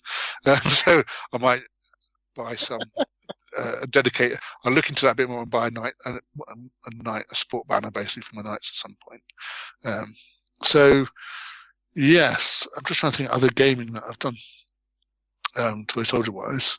It's been a little while, actually. I did go through a little spate of playing some Age of Sigmar with a Khorne army, sort of a Bloodbound, and then these Fire Slayers that I was painting for Warhammer Community, sort of like skirmish, and then larger battles. I got to play on Warhammer TV. That was quite fun, against Phil Kelly, which was very handy because, of course, they've got the two guys kind of doing kind of commentary in the background, which meant the two of us could listen to them going on and then essentially sneakily telling us what the rules were for the things we were doing, or sort of listen to their tactic. Oh, well, if he does this, it's like, yes, okay, I'll listen out, I'll do that, and not look like a complete maroon on live TV, or live internet TV. And then, that's it really. I've been trying to organise. I did play a bit of 40k, actually. There was a friend of mine. He and some other people organising a bit of a campaign, kind of a little scenario campaign thing in December at Warhammer World. So he wanted to play test that. So we went to Warhammer World and had a game of just with like 400 points of Eldar. And sort of like a kind of 3-player multiplayer game we played there. So that was quite fun. But we're kind of looking forward to doing something a bit more narrative, I think, 40k wise. I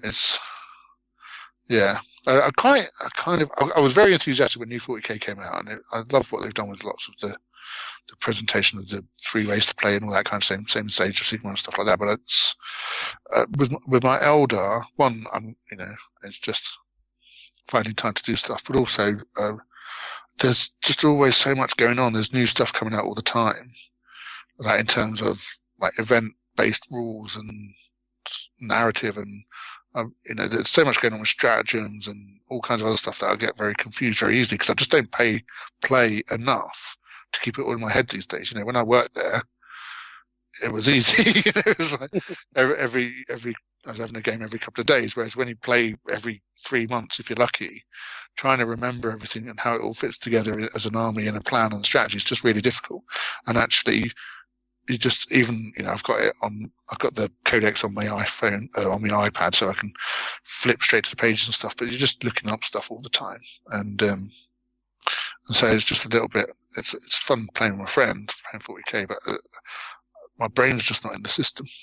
It's just and it feels like it's kind of gone past me a bit since it promised lots of kind of newness and kind of clarity when it came out. And Age of Sigmar, I think, is still better as a game system than 40k. I think I actually prefer playing it, but I haven't had as much opportunity recently because one of my main gaming friend Dave is a 40k player, so that's kind of what we do.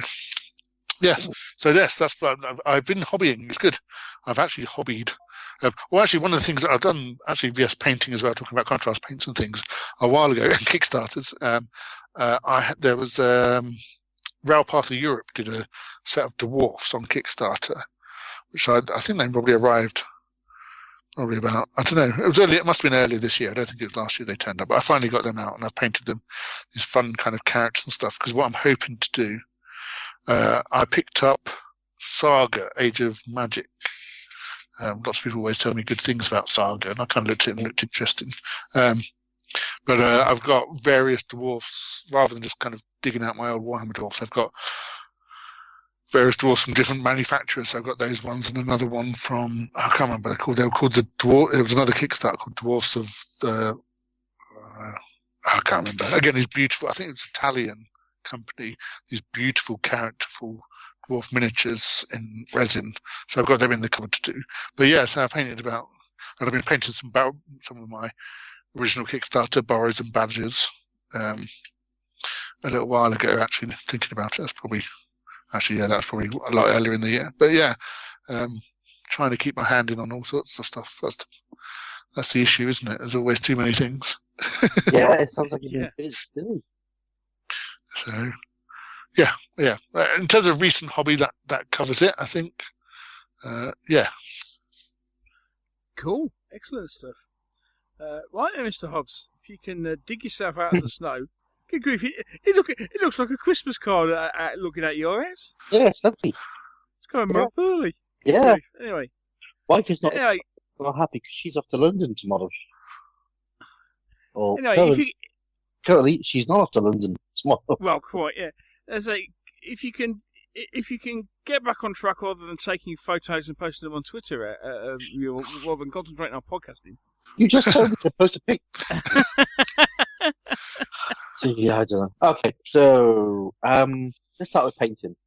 I've done a bit of painting, mostly on this 6/8mm Siege of Prospero thing that I'm doing. So done a few more of the Vanguard miniatures. So they're going to be the Sisters of Silence, who are one of the many factions who turned up at the crushing of the Thousand Suns at Prospero.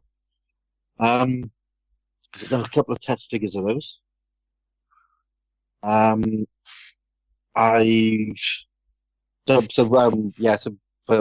Gav, who probably hasn't listened, when I got into Adeptus Titanicus, I did two of the factions I did. I worked out they were both at the Siege of Prospero, so I thought, wouldn't it be fun to do a bit of 30k in 6mm? It'll give me an excuse to buy a few Vanguard miniatures, which I've always wanted for a long time, which are very nice proxies. Obviously, completely unofficial and look nothing like anything like Games Workshop. So I've done the Thousand Suns. I'm now starting on Spaceballs. I got some 15mm figures which I'm using for the big bosses. So yeah, that's going quite well.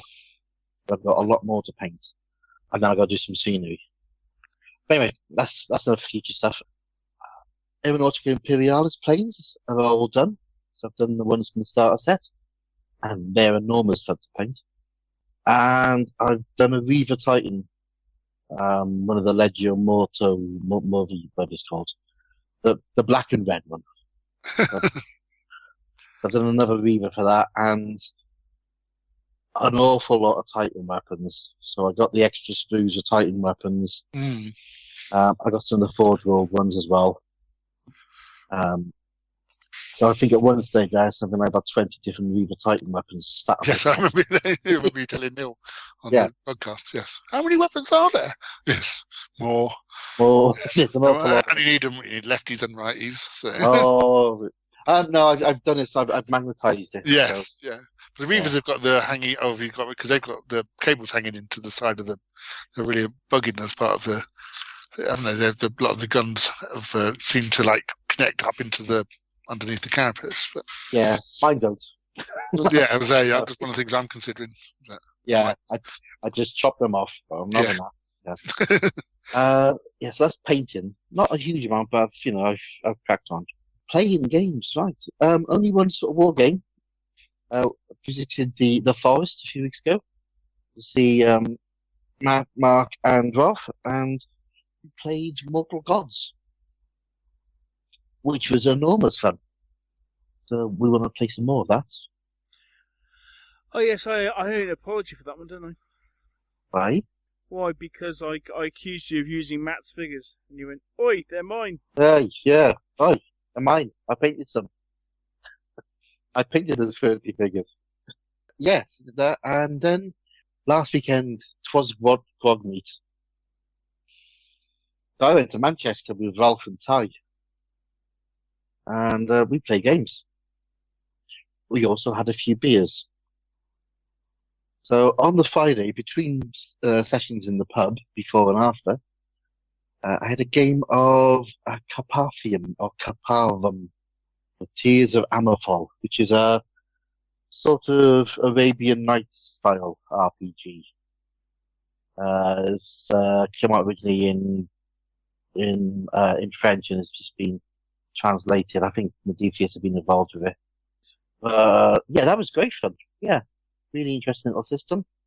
But I've had to play a young princess, which was huge fun watching her dance around.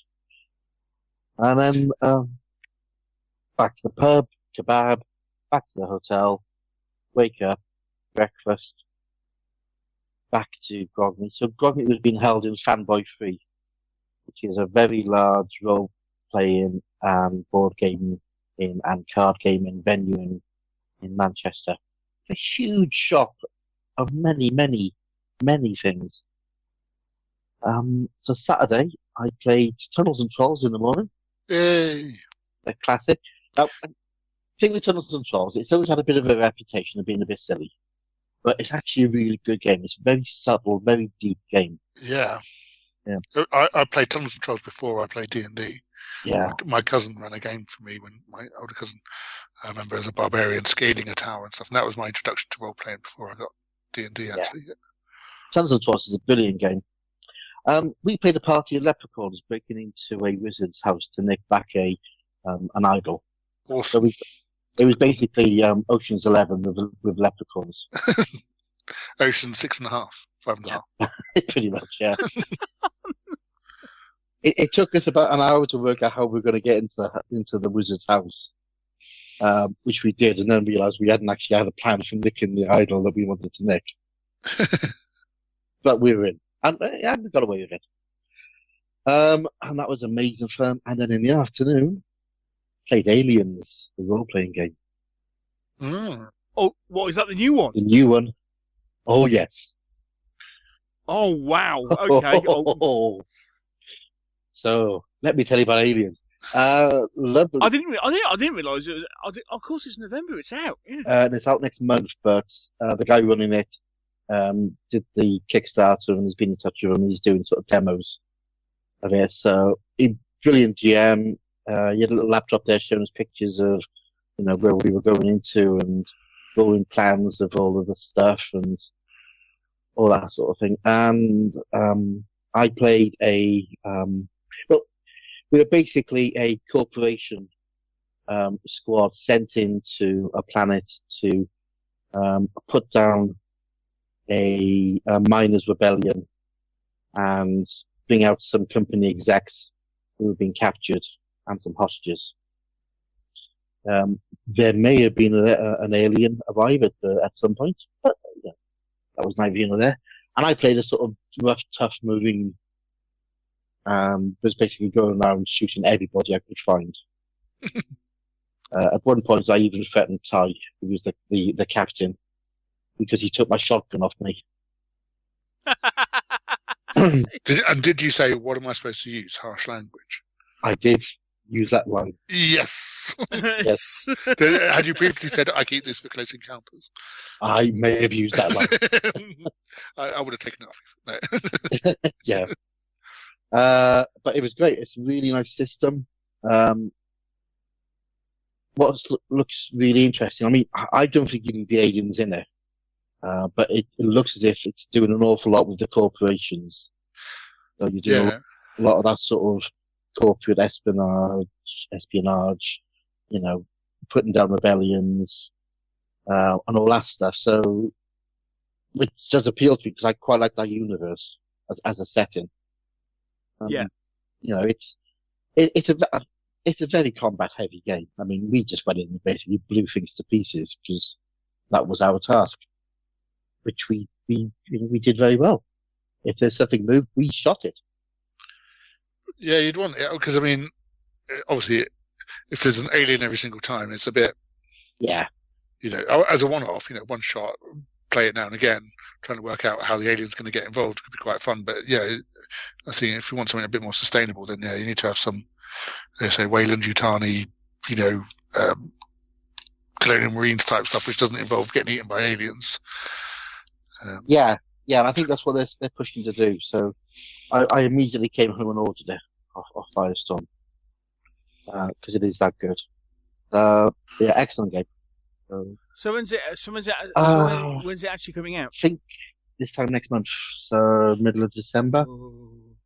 Right, okay. No, that's a must. Yeah, the system's very nice because you essentially have it's a D6 system. You roll a number of D6. You're looking for a 6 to succeed, whatever you're doing. You also roll a stress dice. If you fail your roll, you can push it by adding another stress dice to it. But the number of stress will build up, and if you roll ones on your stress dice, you then have to make a stress test, which could be anything from going slightly insane to having a heart attack. So it's that nice sort of resource management sort of stuff. Quick, fun to play, but quite deep. So it was great fun. Loved that. And then there was more beer. Yeah, that was about it, really. That's my gaming. Lots of role playing and Mortal Gods. Excellent stuff. Excellent stuff. Well, thank you for that. Right, I suppose we better get round to because I don't know how long Gav's got left with us, but we better crack on and have a chat with him about Stuff. Lots of stuff we've got to chat about. So we'll get out of here. So we'll finish talking about gaming and we'll take a quick break.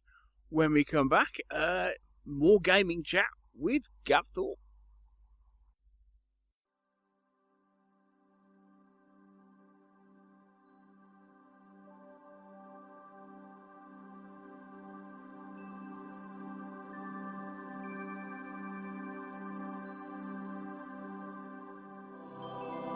The Meeples and Miniatures podcast is proud to be sponsored by Firestorm Games. Whether you need wargames rules, miniatures, paints, hobby accessories, scenery, board games, card games, all your role-playing needs, and even toys and collectibles, Firestorm Games is your store of choice. Check them out at www.firestormgames.co.uk.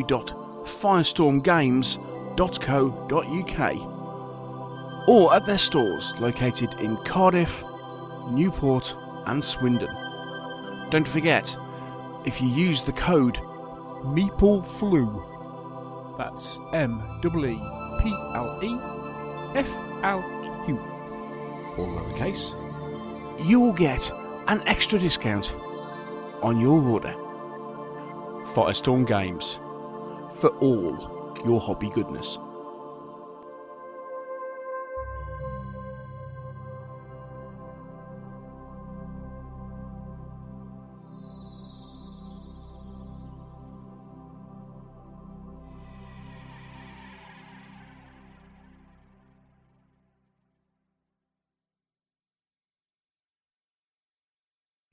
Here we are. We're sat around the figurative table. Unfortunately, we can't see Gav painting, although he does assure us that he is. And so we also can't share the beer either, which is a bit of a shame, but never mind. No. Anyway. That's a very definite no there, Gav. But no, it's almost gone. So, may have to refill soon. Right, okay, so, we're here to chat with Gav about gaming stuff. And various other bits and pieces. And I must admit, at this point, I'm going to hand over to my very capable partner in crime, Mr. Hobbs. Over to you, Mike, to run this section of the show. Thank you, Neil. Hello, listeners. Welcome to Mike's Hour. A time for chat. Not Hobbs' half hour. Hobbs' half hour. Oh, write that down, Neil. We'll use that again. Hobbs' half hour. I love it. I can hear the size of jokes already. What have I done? That wasn't intended, of course. Of course not. Okay, so there's a few things I want to sort of talk about. I know that you did do a great interview with Henry, and you went a lot into sort of writing and stuff. But I want to sort of look at sort of your gaming credentials and stuff like that, and rules writing. So one of the things that you've appeared on recently is the Warlord games, Strontium Dog, and also you got a credit on the Judge Dredd. That's right, yes. So you're working with Andy Chambers. Yeah, that was great fun. Yeah. So is that the first time since Battlefield Gothic? Well, yeah, pretty much, I think. I'm trying to think what else. I mean, obviously, I think that's kind of, in terms of the kind of design, and we pretty much split the job the same way as we did on Battlefield Gothic as well. He sort of did the core rules design, and I was doing the scenarios and kind of scenarios and campaign stuff. Obviously, a bit of overlap between the two stuff, but in terms of areas of responsibility. So that was good. I mean, he's obviously got a relationship with Warlord because of Blood Red Skies, which is a fantastic game. Should just play that, get that in there quick. But Blood Red Skies, I remember 8 years ago now, Andy ran, not long after he'd got back from when he was living in the States, and he'd had this idea for a game and ran it for me and Jervis, just with sort of like these ships planes he'd made himself, and we thought, that's brilliant. And it's taken him this long to try and find someone to publish it. But, so he'd, Warlord had published Blood Red Skies with him. And, when they picked up the 2000 AD license, approached Andy to write the rules for them. And it being a large job designing a game and somewhat crazy if you try and do it on your own, pretty much he got in touch with me and asked if I wanted to co-write it with him. So I sort of subcontracted to me. So that was cool. And it was one of those, yes, of course I will. It's a Strontium Dog license. Why would I not want to get involved in this? But in some way, it'd just be brilliant to write a Strontium Dog game. And B, chance to work with Andy again, knowing that it would, who's going to come up with some cool games design stuff. And he kind of showed me what he had in mind. It was like, that's great to get involved. So, we kind of came to terms, and that was it really. It was probably about 3-4 months of working together on that. And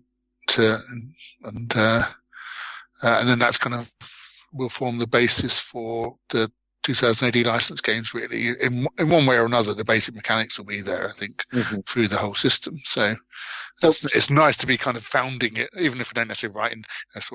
They brought Roger Garish in for the Judge game, for instance, and maybe other people. But actually, yeah, it's very nice of them to stick me a credit on there for being one of the fathers of the system, I suppose. Yeah. So were you involved in mostly in the sort of scenario setup? Or yeah. Responsible?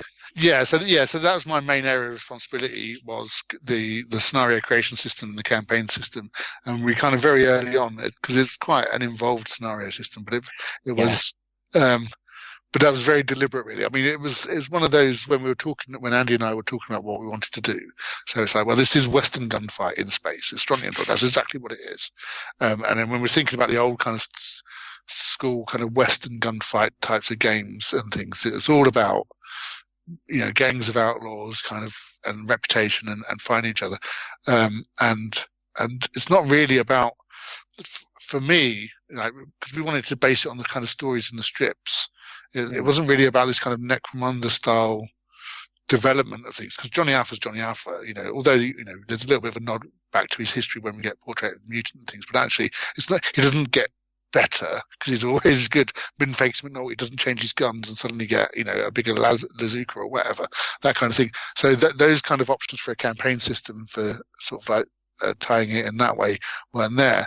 But what there was in the comics is this very obvious narrative. We wanted to, this was, as much as it was just going to be a fun play game, we really wanted to focus on the narrative of what happens in the Strontium Dog stories and give that a feel.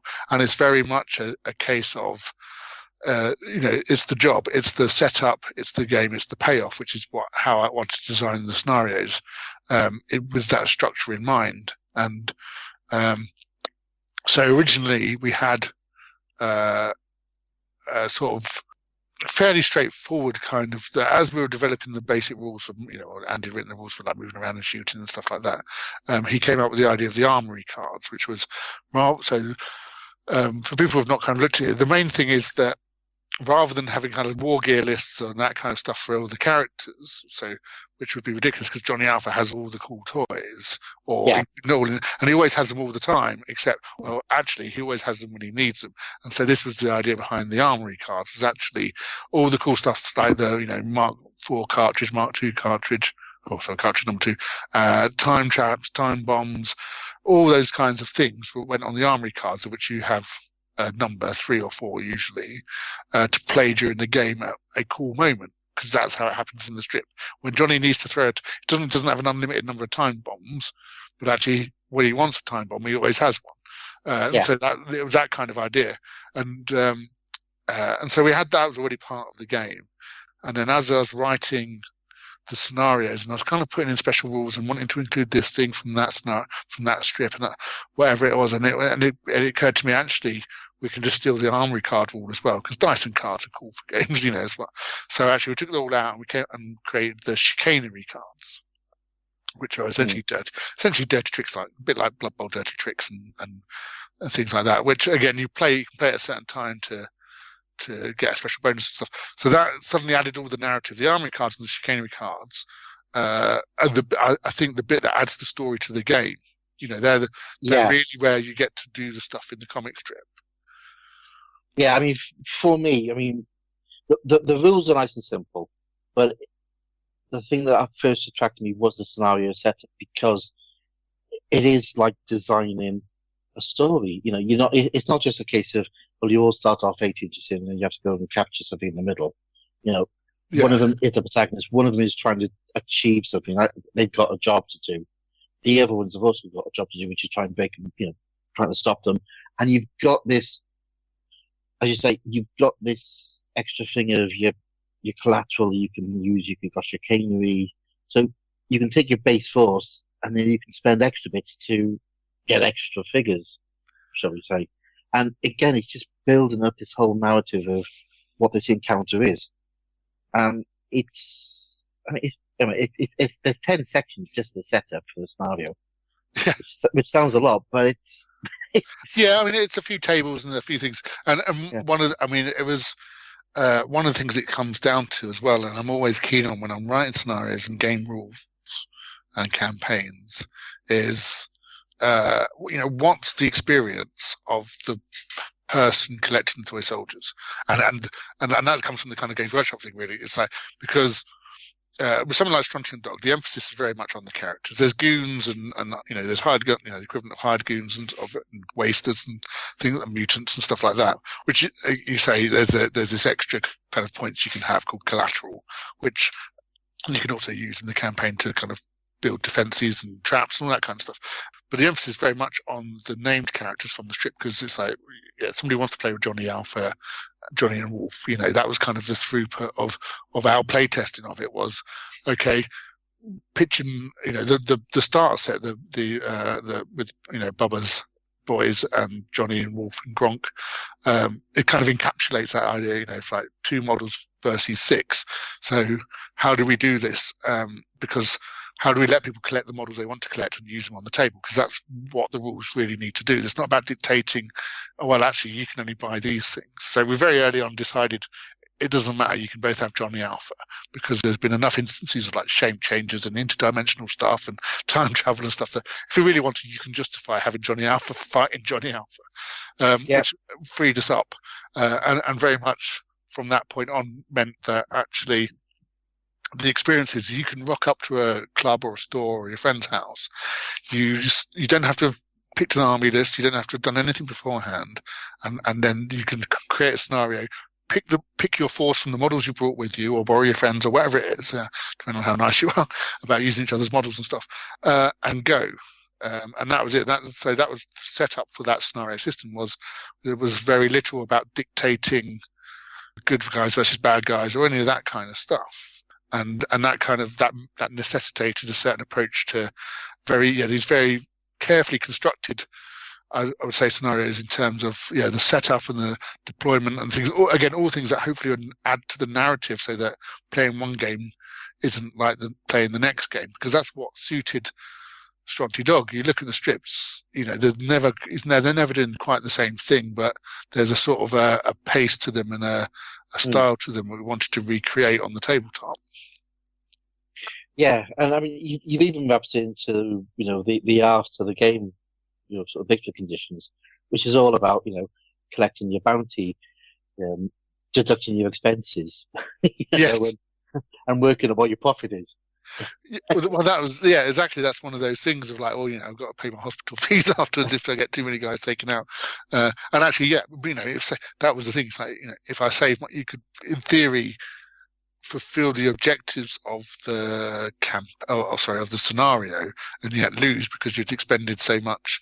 You couldn't trade in, or your hospital fees were enough and everything else, that actually you ended up losing money on the job from what you'd earned by completing the mission. So it was just another little wrinkle. And I think when you're playing, you're not worrying about it too much. You're not penny pinching, but it does make you think twice about it, because you can trade armory cards in for collateral and things like that. So it does make you think sometimes, like, do I really need to use this time bomb, or is it really worth the 50,000 creds that I can trade it in for, or whatever it is? I can't remember the exact numbers now. But so it was just to give you an extra dimension, and focused very much in on that Strontium Dog. So it's all about the money, And the crazy thing, of course, about the strip, which kind of come across a little bit in the campaign system as well, is that Johnny never ends up he's the best bounty hunter out there and never actually has any money, because he always ends up spending it or giving it away, or he must, it must all go on fees and transport and whatever else, So because that's how it is. You never get to retire. Yeah, exactly. So do you know how they're going to sort of bring in some of these mechanics into the Dread game? Because it's a sort of slightly different feel with Dread, isn't it? It is. I think. Yeah, I was chatting to Andy a little while back when he sort of came in to help Roger, and I mean, I think it translates quite well, because it's still kind of a walkie around shooty game, I suppose, sort of. So fundamentally, that it is on the scenarios and on the gang types, really, and I think it is a little bit more gang based. I'm not sure, but the trick there really was the judges. getting the judges right, really, because again, everyone's going to want to be able to play with judges or against judges and stuff. And they kind of presented a similar difficulty that Johnny and Wolf did in that they're really good. Fundamentally, Johnny and Wolf are really good, but the way the system works is as you take wounds, essentially, then your stats get worse, which has a very can actually it can go bad really quickly if you're not careful. You can run around with Johnny and because the way he can take chips from the chip activation kind of system, he can do quite a lot even in one turn. Him and Wolf are quite good at putting that chip back in and getting it out because they've got a high call value and stuff. But as soon as he starts getting reduced, then suddenly actually he's really not quite so clever. So it's kind of the same deal, I think, with the armory cards and the judges of like how do you pitch them right so they don't just rock up and in the strip, if Dredd turns up, he's going to win. Well, actually, but how much of a fight's it going to be? And I think one of the things when we were talking about it at the start, really, is like, what does winning count as actually, and do you really want a judge involved? Sometimes. So I think, so very much the emphasis was on a different scenario system. That it's not about the setup and the payoff like it is in Stronty Dog. It's a bit more straightforward, kind of scenario setup, I think, without having looked at it in detail. Whereas actually the game mechanics themselves, I think, are pretty much straight out of Stronty Dog. I don't know, there might be one or two different tweaks of actions and stuff, a bit of intimidating maybe going on. No, it sounds good. I'm quite excited for it to come out. Because luckily I've got quite a few figures, so I'll be able to use them again. Just the odd one or two. A few hundred. You've got your own sector house, haven't you? That's what you're saying. Yeah, I got a few. I just hope there's rules for vehicles. Well, there is. I mean, because Strontium Dog's got like mounts and because they've got little hover bikes and stuff. So one of the things to get right was the Lawmaster. The Lawmaster's a character in its own right, I think, is the way it works. Yes. So you have Dread and Lawmaster, of which sometimes he rides on it. But it's getting to blow things apart with a Cyclops laser and being able to shout Buddha, Buddha, Buddha, Buddha as you've gone down fatties or whatever. It's got to be part of the appeal of it. I think that was the thing with it. It's like any game, you've got to highlight what that storytelling potential is, I think. Certainly when it's based on a license, talking about Aliens earlier, it's like you want that claustrophobic feeling of what's going to happen next and not being quite in control. That's the whole point of playing that in that sort of setting. And so with the 2000 AD games, it's going to be the same thing. Like for each of the kind of properties as and when they get the attention, then highlighting and trying to delve into the stories, the comic strips, why are we following these characters? What's the type of game and what's the type of story that we want to tell on the tabletop with this kind of this kind of game engine that we've got? How do we push it in different ways to tell different types of story with miniatures? Yeah, especially with Dragon, because Dread is essentially slightly fascist. Yeah. But so it'll be interesting to see how it comes out. But I'm looking forward to it. Okay, so the next thing that I'm really interested in, and we're going to chat about writing here. So you've done a lot of writing with GW for Black Library. So, and I think you've done books in the Heresy, 40k Universe. You've done a lot of the Eldar, Have you done anything in the old world, in fantasy? Yes, I did quite a few. Well, a mix of stuff actually. I did one of my first novels was Grudgebearer, which was a dwarfs novel for Warhammer Fantasy, and I did a series there's a trilogy I did called Slaves to Darkness, which was cool. It's actually a bit of a it was as it were in Warhammer style. It was a historical novel. It was set during the time of the Three Emperors and stuff, which was about my favourite topic, which is how good people end up doing bad things. And then there was the whole kind of Time of Legends sort of sub-series of Warhammer. So I did the Sundering for that and another dwarfs novel, which is probably my favourite book, really, I suppose, because it's dwarfs and I love the Warhammer dwarfs, which is called Doom of Dragonback. So, and there's probably something else I've forgotten, but trying to look at my shelf, but they're not down. They're not up here. They're downstairs. So there's probably I did have a good run at the classic Warhammer, as it were, and it was if I'd had the chance, probably what I'd have written. If I'd known Age of Sigmar was coming, like a few years ahead, nobody did, but I would have probably tried to write at least one or two more dwarf novels because I only got to do 2, and I had to write 3 about elves. So. Oh, elves. Yeah. Yeah. So the good thing about writing the Sundering though is I got to kill lots of elves as well. So Hey, there we go. Then. Yeah, pointy, arrogant, gets it there. Yeah. Yes. So what I was sort of wondering is, when you're writing in a sort of canon, how much sort of input can you have into that? I mean, do you have very strict guidelines of things that you can't touch? Or do you have to sort of, can you push the story of the game forward through the novels? Is what I'm sort of trying to say. Yeah, I think it varies from topic, and it's certainly varied over time, and the way things have kind of changed a little bit in the way that but Age of Sigmar and Warhammer 40,000 have kind of moved to, not wholly, but they're more towards the narrative end of stuff than just being a static setting, which we were for a very long time. So generally, it's the case that you tell a story, but you put all the toys back in the box at the end. You don't break any of them. You don't kill anyone off that is not meant to be killed off. Yeah. But I got to do some fairly, substantial stuff in terms of, I suppose, it's more about fleshing out underneath the surface. I suppose the codex or the sort of like the battle tomes and army books deal with things on a large scale and armies of things romping around and the fate of the galaxy and stuff. But actually, the novels and the short stories and the audios are about digging into that, going deeper into that, and looking at the motivations behind a lot of that stuff. And certainly, what's interesting and having conversations with some of the studio narrative guys at the moment is,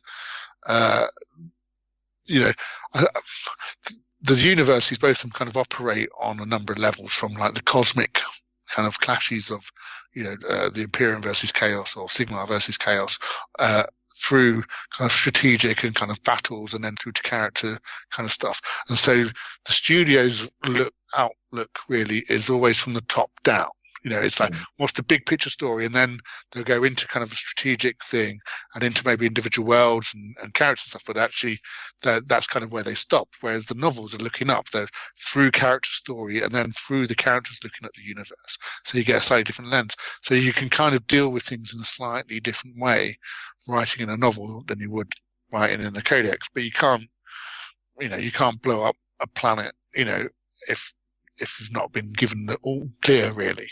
That's what I was wondering, is whether they sort of come into you and sort of go, right, this is the sort of scene, you're writing about this. Oh, and by the way, you can blow that planet up because we're going to get rid of it. So, yeah. I mean, there's a mixture of books come about in various ways, and it's a mixture. These days, it's a mixture of stuff that's pitched by the authors. So it's like, I want to write a story about Imperial Fists or Thousand Sons or whatever, and it's going to be really cool, and here's my idea for it. And like, other publishers, the editors take that to an acquisitions meeting and people talk about it and whether it's a good idea or not. And then but then also, they have, certain things that they want, topics and characters and things that they want to see covered. So they might approach you and say, actually, it'd be really cool. We thought it'd be great if you'd like, would you like to write? I mean, for me, for example, they said, would you like to write an Age of Sigmar series about Korgus Kull? And that was it. There wasn't any more detailed than that, really, apart from, we're relaunching the game, second edition's coming out, we've got a lot more background, so he's one of the main characters. It'd be really cool to have a bit more story about him. And then I was free to go away and kind of work out what that actually meant in terms of the stories I wanted to write. But of course, those stories do have to tie into what's established in the materials already, which is one of the reasons I went back and decided to write an origin story for him so that we could explore some new ground. And similarly with 140,000, they might say, well, we're doing this big psychic awakening narrative now, so actually, we want a book that's going to be about the Sisters of Silence, or we want, and they've got a stable of authors that they can go to and say that. So, and that could be quite specific. Like actually, the background materials coming out has got this event, and actually, so it'd be really cool if you could actually do kind of almost a novelization of that event. And some of it, like I say, is much more vague and just like, do you want to write some books about Dark Angels? There's a codex come out with a story. The first book will come out alongside the codex, which is kind of what happened with my Legacy of Caliban series. So, there's mixture of working, with the studio and kind of one of the things I suppose a lot of authors are trying to do is you're always trying to find a little bit of a furrow you can plough yourself, because that's, the readers are looking for two things. They're looking for a cool story, but they are also looking for some extra bits of nuggets of background information and some story under, some bits of history or bits of lore that they've not been shown before. So you do want to kind of create a space, I suppose, where you can explore that.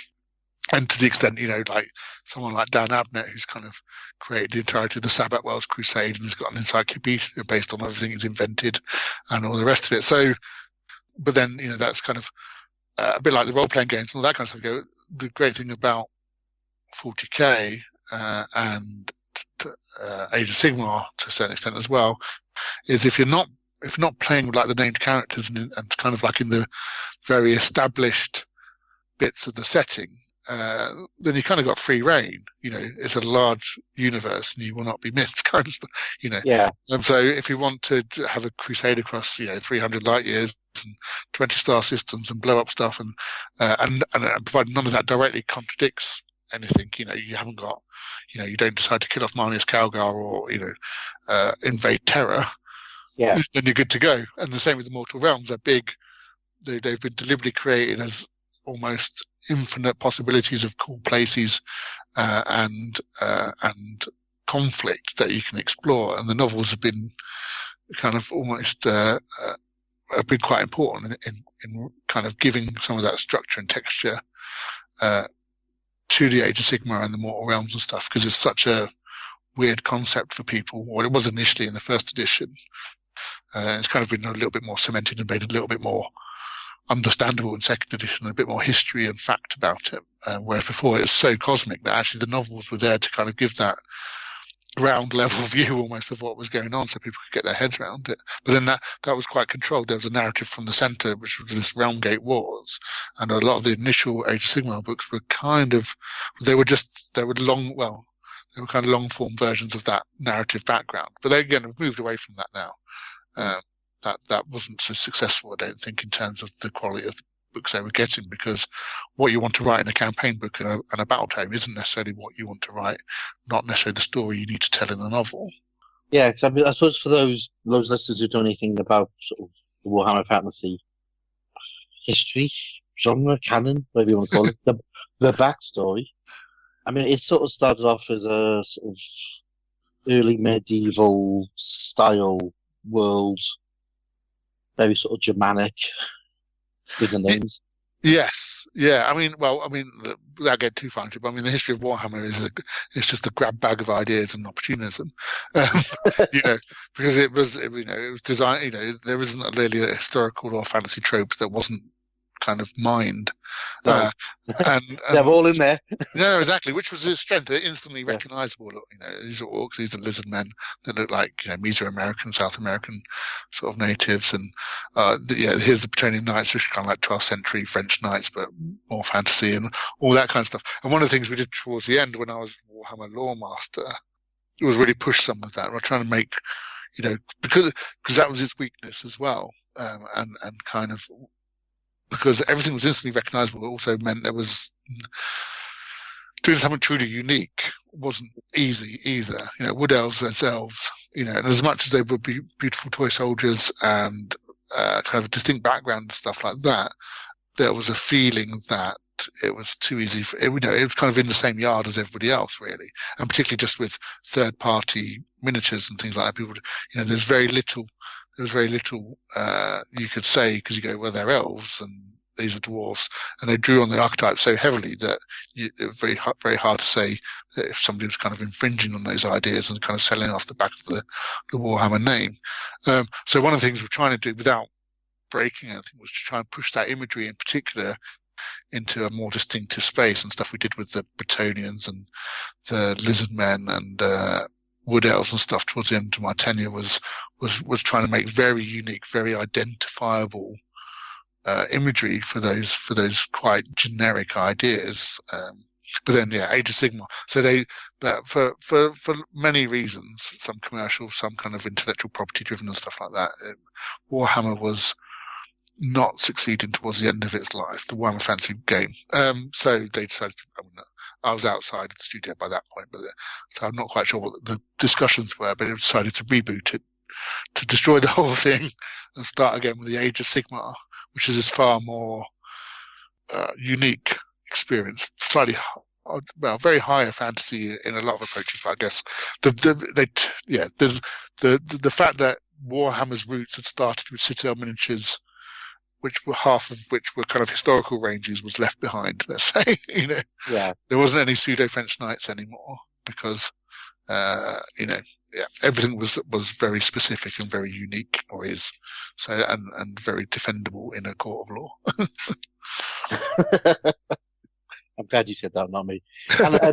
And from a gaming perspective, it changed it from being a sort of rank and file large battle system into a sort of large skirmish type, sort of more freeform style. Yeah, say freeform. Yeah, I think that was one of the things that people didn't quite understand, was actually it wasn't a skirmish game, and it isn't a skirmish game. It's just on round bases with, like I say, freeform movement. It's still a mass battle game that just scales really well to small numbers of models. Like 40k always did. 40k was actually, you could generally, if you want to play with 30 models, it was fine. But you couldn't play Warhammer Fantasy Battle with 30 models unless it happened to be a Chaos Army. Because the very need, that was one of the obstacles to overcome the accessibility of it, was you couldn't really put an army together with anything less than like 100 models, because, like I say, rank and file, big flanks, big blocks of troops, as appealing as they are, because that's what I loved about Warhammer and still love about that spectacle, is a barrier, especially when you've got to put all of these models together, or you collect something like Orcs or Skaven or whatever, where you're looking at several hundred models potentially. So it was, I think there was lots of it. It was what it was. I mean, I loved, like I said, if I had a chance to go back and write, there's stories for Warhammer that I never quite got to do, that I'd love to go back, sort of bring this full circle. One of the things I always wanted to do was an audio, because I really like writing audio dramas.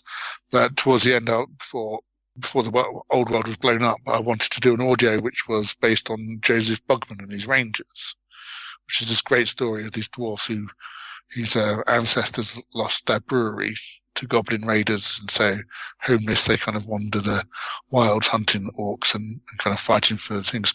But the whole idea of the audio was it was actually Joseph Bugman relating the story in a dwarf pub, complete with dwarf songs and stuff like that. So unfortunately, I didn't quite get to do that.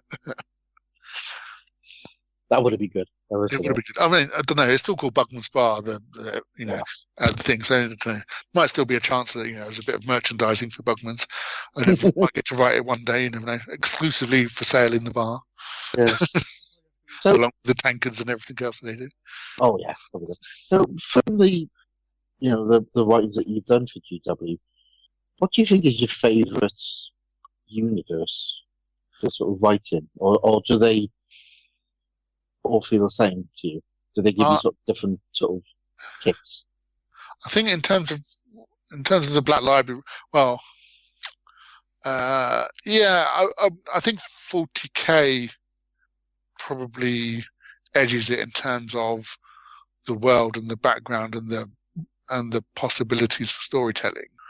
But that's only because I've not really delved so far into Age of Sigmar now. I haven't had that much opportunity to do it, really. And Warhammer. Oddly enough, the strength of the old Warhammer world was that it was actually self-contained, so there was a familiarity to it. You couldn't level a city, you couldn't blow up Outdoor for Quran or something like that. But actually, you could set stuff there, and there was a map, and that actually gave it a familiarity and a grounding that people could relate to. Whereas 40k, you could invent an entire star system and then wipe it out, but it feels kind of ephemeral if you do that.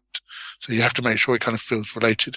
But on the other hand, I just think the crazy gothicness is easier to access, and all that kind of, what's known as grim dark and the themes, I think, of the Warhammer universes are just a little bit more easy to access in 40k fiction because of the freedom you've got to do kind of weird, crazy stuff, and the technology as well. I think that just kind of the ability to kind of show that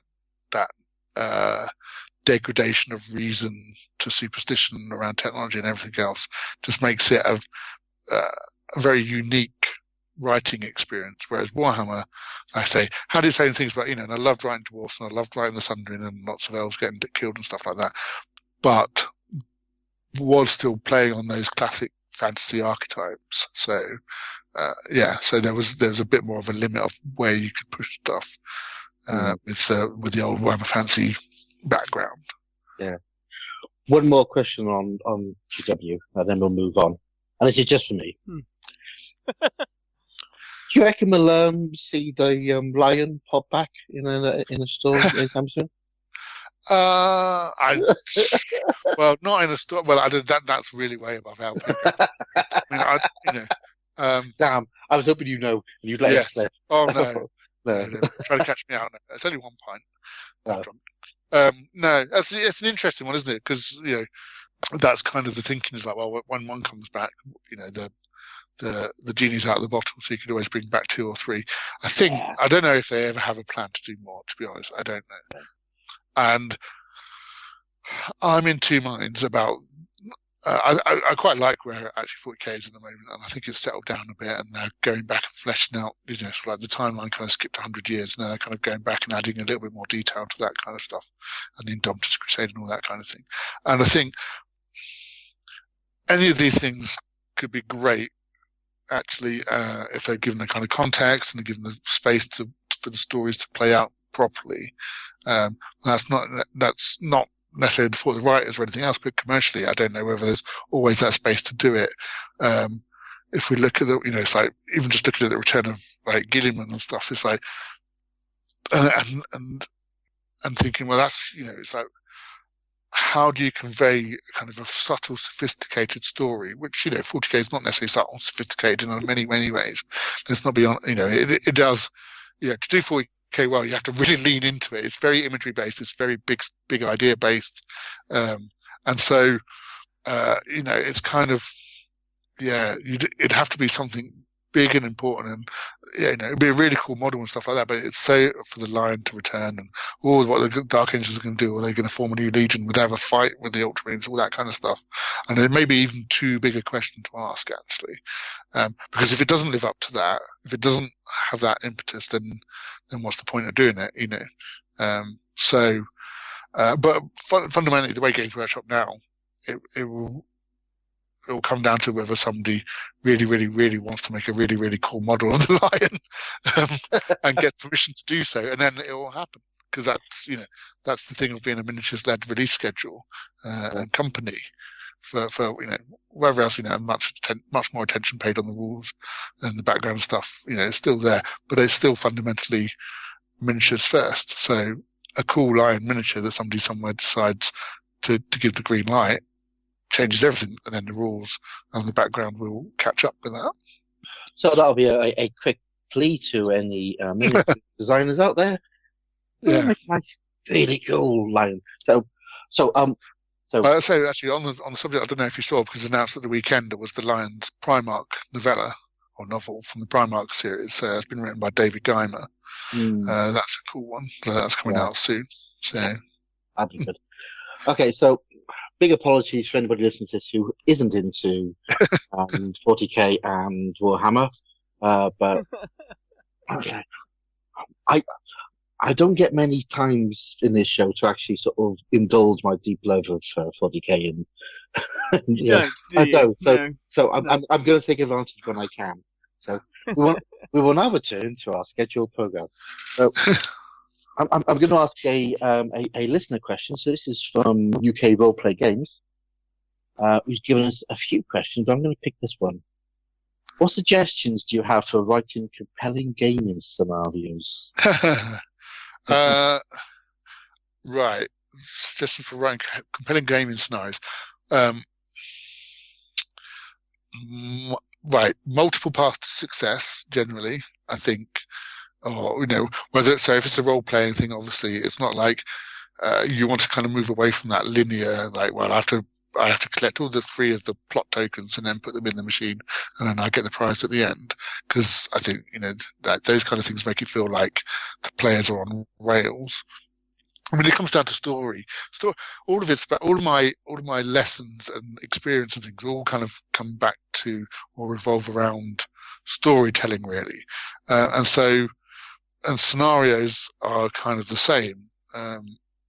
That you have to decide what's the kind of the arc of the game that you want to play, and the pacing of it. But also, it has to have a focus. It has to have an ending. It's funny, somebody on a slightly separate note, but kind of tweeted earlier today, it's brilliant if a game turns on the last dice roll and rubbish if it turns on the first. So you want to construct a scenario in such a way that you're building towards that actually, for as long as possible, everything seems to hang in the balance, success or failure, whether that's a war game scenario or a role-playing scenario. And also, I think, because in the same way that's, funnily enough, it kind of plays into this, with war game scenarios, it's very hard to write a scenario in which wiping out the enemy isn't just the best thing to do anyway. Yeah, because even if you're getting objectives and doing, all kinds of missions and whatever else and stuff, quite often, if you just sit down and kill all the enemy, and that you can just then, like even just by the narrative of it, it's like, well, there's no enemy around, I can just capture all the objectives later. And we tend to have slightly artificial constraints to get around that, like variable game length and things like that. So you can't just do that. But actually, if ideally you want to try and avoid or construct a scenario in such a way that just killing all the enemies isn't the only way it's not a viable way of doing it. It requires, talking about the Strontium dog scenarios and things. The story from those it comes from the escalation of the conflict and the way it interacts with the kind of gaming system itself to bring things to a head and have an end game, generally, either narratively or as a kind of tactical experience that comes quite quickly. I think the other thing that scenarios that fail suffer from is that you can tell you've lost, but you've got to play out the last 3 turns. There's no mercy rule. There's no, it's like, and it can be the case that actually, that this, you're playing well and something goes wrong, and then you want it to be able to swing from side to side, but also what you do is when somebody's won, they've won. Or when somebody's achieved, whatever the narrative goal of the role-playing scenario and stuff is, that they've done it and that you don't kind of hang around too long afterwards. I think that's it. And that kind of comes back to my advice, which is for writing stories of any kind, and it could be applied to scenarios, which is you want to focus on the ending first. How, that kind of, what are they trying to achieve? What's that last turn like? What is that final narrative beat? And then build everything backwards from there so it leads to that point. And then hopefully you'll get an experience that kind of funnels towards that end rather than splaying outwards and kind of getting messy and kind of a bit all over the place. I mean, talking about Age of Sigmar, it's got loads and loads of, one of the things I really like about it, it's got dozens of wacky scenarios and cool stuff. And it's one of the things that gives battlefields a real dynamic and stuff. And I think that's one of the strengths of the system actually compared to, say, the old style kind of pitch battle and things like that. So it can be done. And I think, having a good end crunch point. This is the final. This is the hinge factor, I suppose, where you go. And also, I think a good scenario is one where you look back and you can think, if only I hadn't done this, or if only this happened. But actually, trying to unpick one thing is never quite that easy, because I've done this before. So actually what I should have done is I should have sat on my objective on turn 2. Then my opponent would say, oh yeah, but if you'd done that, then I would have done this. So there was never one way just to win. There was never one true path to victory, but it sometimes feels like that in retrospect, and that's cool, because that's what we remember after the game, is the stories about what happened, not necessarily the dice we rolled for it to happen. And that's what a good scenario does. Yeah. Yeah, it is all about the story, isn't it? Okay, one more from UK Roleplay Gamers. This is the classic what if. If you could play a game with anyone from history, 1, what would you play and why? Who would you play with and why? And how would you win? Well, I mean, given our earlier discussion, and I don't know whether it was, to go back and play a real old school war game with like Donald Featherston or that kind of, it would be brilliant. And of course, that would be winning, because it's, it wouldn't be about wiping the floor with him, or whatever, and talking to him and kind of just an experience of that, because I'm just I suppose I'm probably really on the tail end of that generation, if at all, really. And so, yeah, that would be cool, I think. There are, I think that would be cool. And it would have to be, because I don't know, actually, because I like playing across all kind of different scales and kind of time periods and stuff like that, but I don't really get to do it very often. But I would suspect, just because of my upbringing and the kind of the things that attracted me first to that kind of gaming, would be the battles with model tanks, things and stuff. So a cool Normandy-esque tank battle with Donald Featherston would be a win in my book, I think. That is a fine answer. Yeah. I'm conscious of the time, so I'm going to ask one last question. All right. So, Adeptus Titanicus. This could be a long one. It's a big good, isn't it? It's great. Yeah. So why do you like it? Why do I like it? Yeah. So, without going too far into my own personal history, but so what Adeptus Titanicus, the original Adeptus Titanicus, and the Space Marine Epic system was the game I played the most as a teenager, and as a sort of like, it was my my main introduction to the 140,000 universe and stuff. So I had 40k, I had Rogue Trader even and stuff, but actually the game we collected armies for and made a table for properly and played the most with my mate Dan was Epic and at the start, and Adeptus Titanicus. And the new Adeptus Titanicus, whilst being a thoroughly modern game system with fancy cards and dice and boards and stuff like that, captures the feel of those games. Still, it's got all the stuff you'd want from Titan game, and the way the orders work and everything else, and the look of the Titans, the models themselves are lovely models, and stuff. So everything about it just kind of fits together. And I'm just a fan of big robots, and it does big robots really well. It feels like Titans should feel when you're playing the game, and you've got 2 or 3 Titans, and you can, and you're wanting to overpower the reactors, and you want to do this and do that and stuff, and it puts you in that seat that was all the stuff that I used to do when I was 12, 11, 13, I can't remember. So that was the main appeal, and it to get it, and playing it delivered that. It does, each game just feels fresh and fun. Yeah, that's exactly what I found. It was nice to go back. It was like putting on a brand new pair of old slippers. Yes, absolutely. Yeah, a brand new pair of old slippers. Yeah, that's right. Yeah. Shiny, new, slightly bigger. But yeah, I think. A little bit more expensive, but you pay for the quality. Yes, absolutely. Well, yeah, I mean, I remember there was me and my friend, we bought the original 6 Warlord Titans in a box. Yeah. And it was odd actually, because it didn't. I'm not quite sure how, but the chap that ran the hobby store where we bought it from on Stevenage Indoor Market had like it was I don't know whether it was early kind of box breaking or something like that, but he had the Adeptus Titanicus rules and like the range ruler and all that kind of stuff. So it had the stuff from like a starter set box. I don't know, maybe Games Workshop would send it out to him to run games or something. It was a market store. We didn't have room for a table, never mind. 6x4 was in. But and so he said, oh, well, you can have this for a tenner as well if you want the rules and stuff. So, and that's what got us started.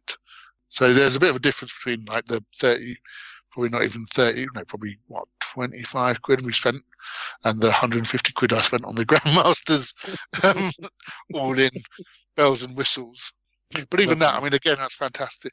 I mean, and it's because I know that the people that designed it, the people still involved with it, are fans of that. Like Andy Hoare, James Hewitt, who wrote the original rules and stuff like that. These guys were raised on the same kind of experiences that we were and wanted to recreate it.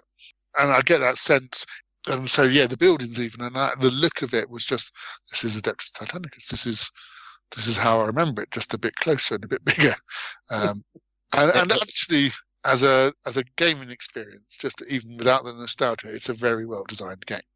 I think the resource management of the Titans and the feel of how they interact, and like it works the way you want it to work, and then it's like stripping down the void shields and using these guns and the little special abilities of when you push the reactor and all that kind of stuff just works. It's elegant in its own way. Actually, it looks really complicated and there's lots of things kind of going on, but actually the basics of the game are really quite simple, and I think that's what's good about it. It's got an engine that's beautifully designed, and then like all good games, and then it's just got other bits and pieces that kind of break it on top. But that's the underlying engine is actually a nice piece of design work. Yeah, it is very good. Cool. Well, pew pew pew, big Titan, and you can do that as well. And in my case, you can get sucked into doing an entire massive battle in 30k. Yeah. Anyway, so Gav, I think this brings us to the end of the inaugural Hobbs half hour. Yes. Hobbs half hour, epic fail. 50 minutes. Yeah. Yes. That's not bad for us. So, Indeed not. I shall now pass you back to Mr. Shuck. Indeed, well, thank you for that, Gav. That was most interesting. Right, okay, so we'll move away from some of the GW stuff we'll be talking about. But as we move towards the end of the show, so it is time to take a quick break, and we'll when we come back, it's time to wrap things up.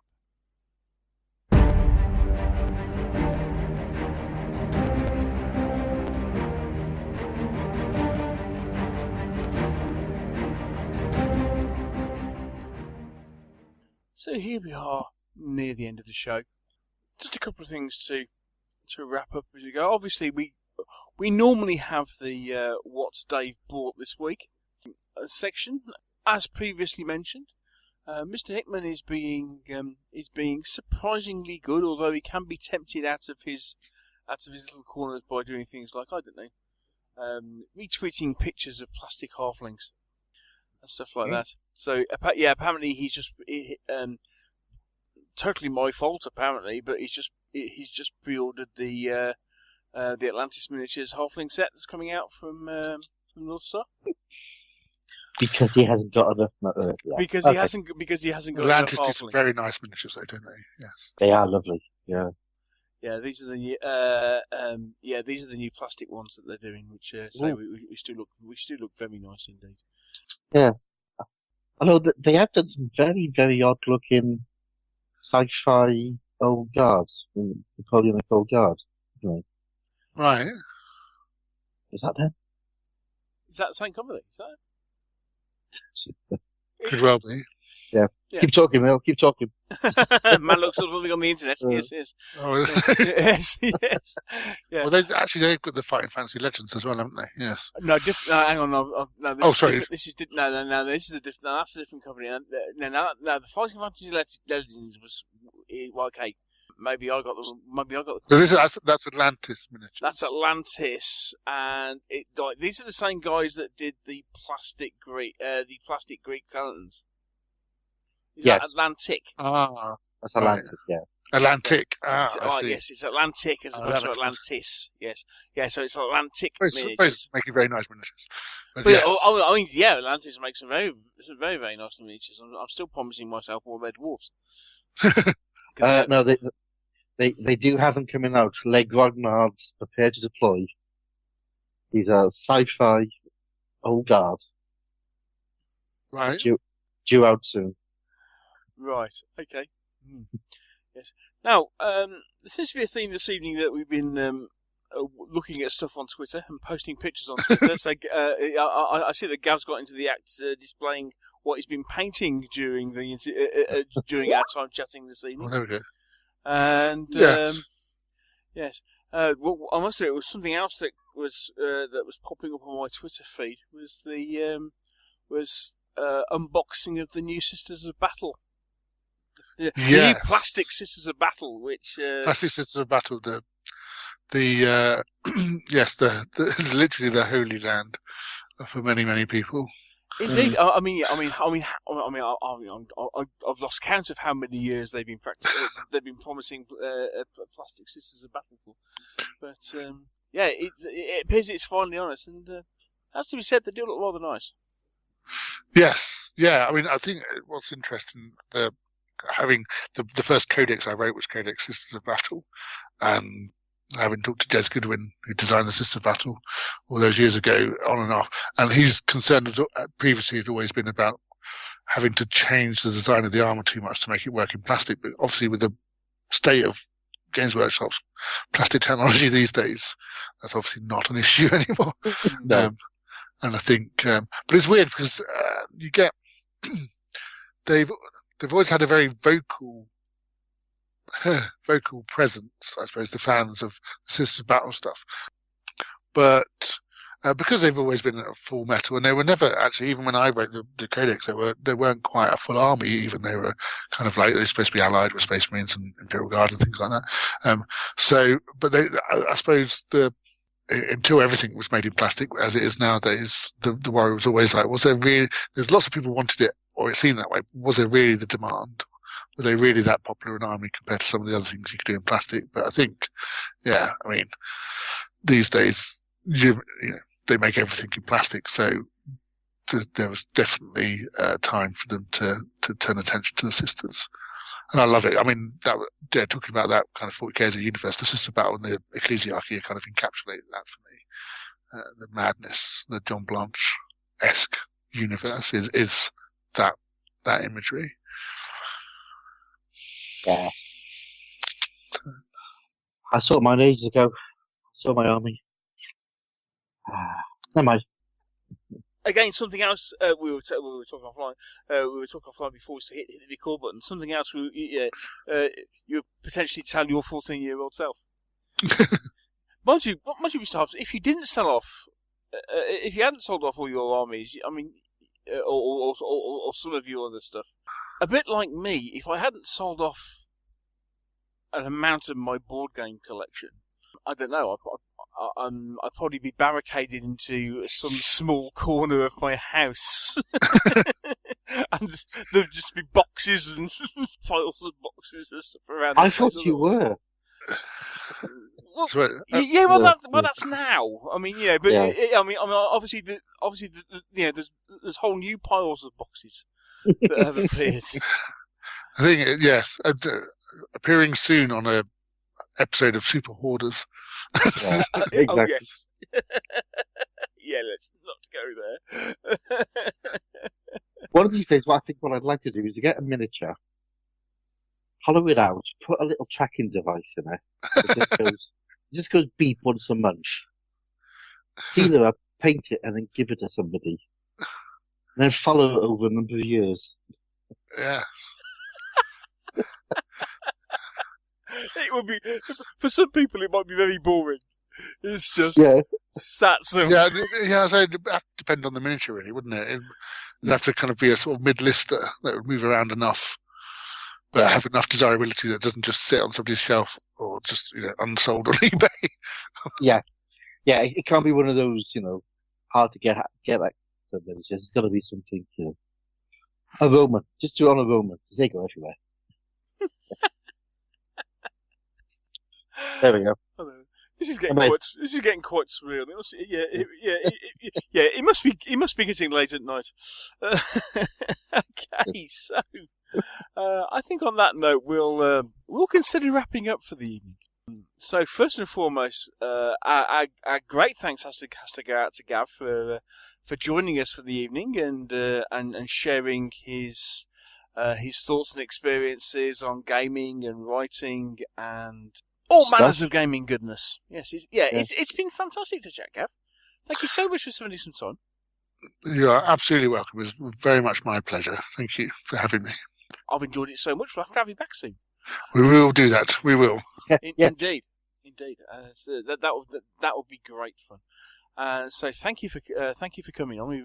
We've really enjoyed chatting, and so thank you to Mr. Hobbs for inventing a whole new section of the show. I didn't invent it. I just.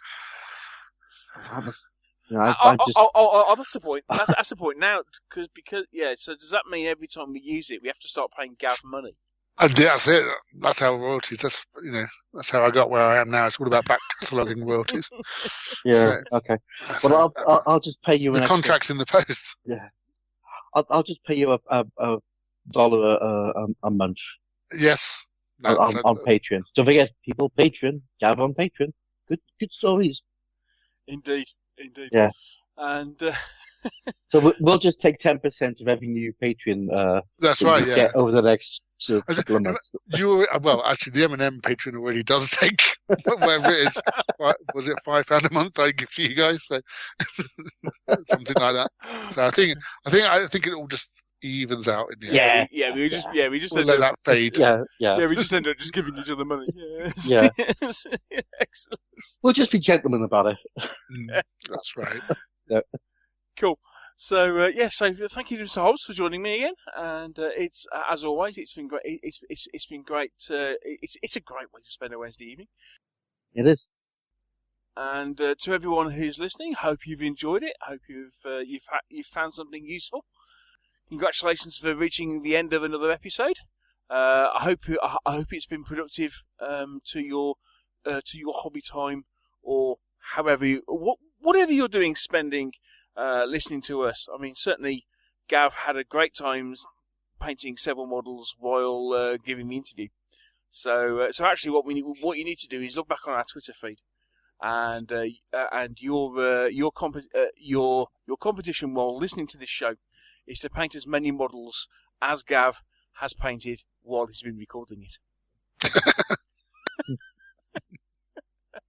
So on that note, all that's left to be said is take care, everybody. Happy gaming, and we'll speak to you in a couple of weeks. Bye. I thought I'd do a quick one this time.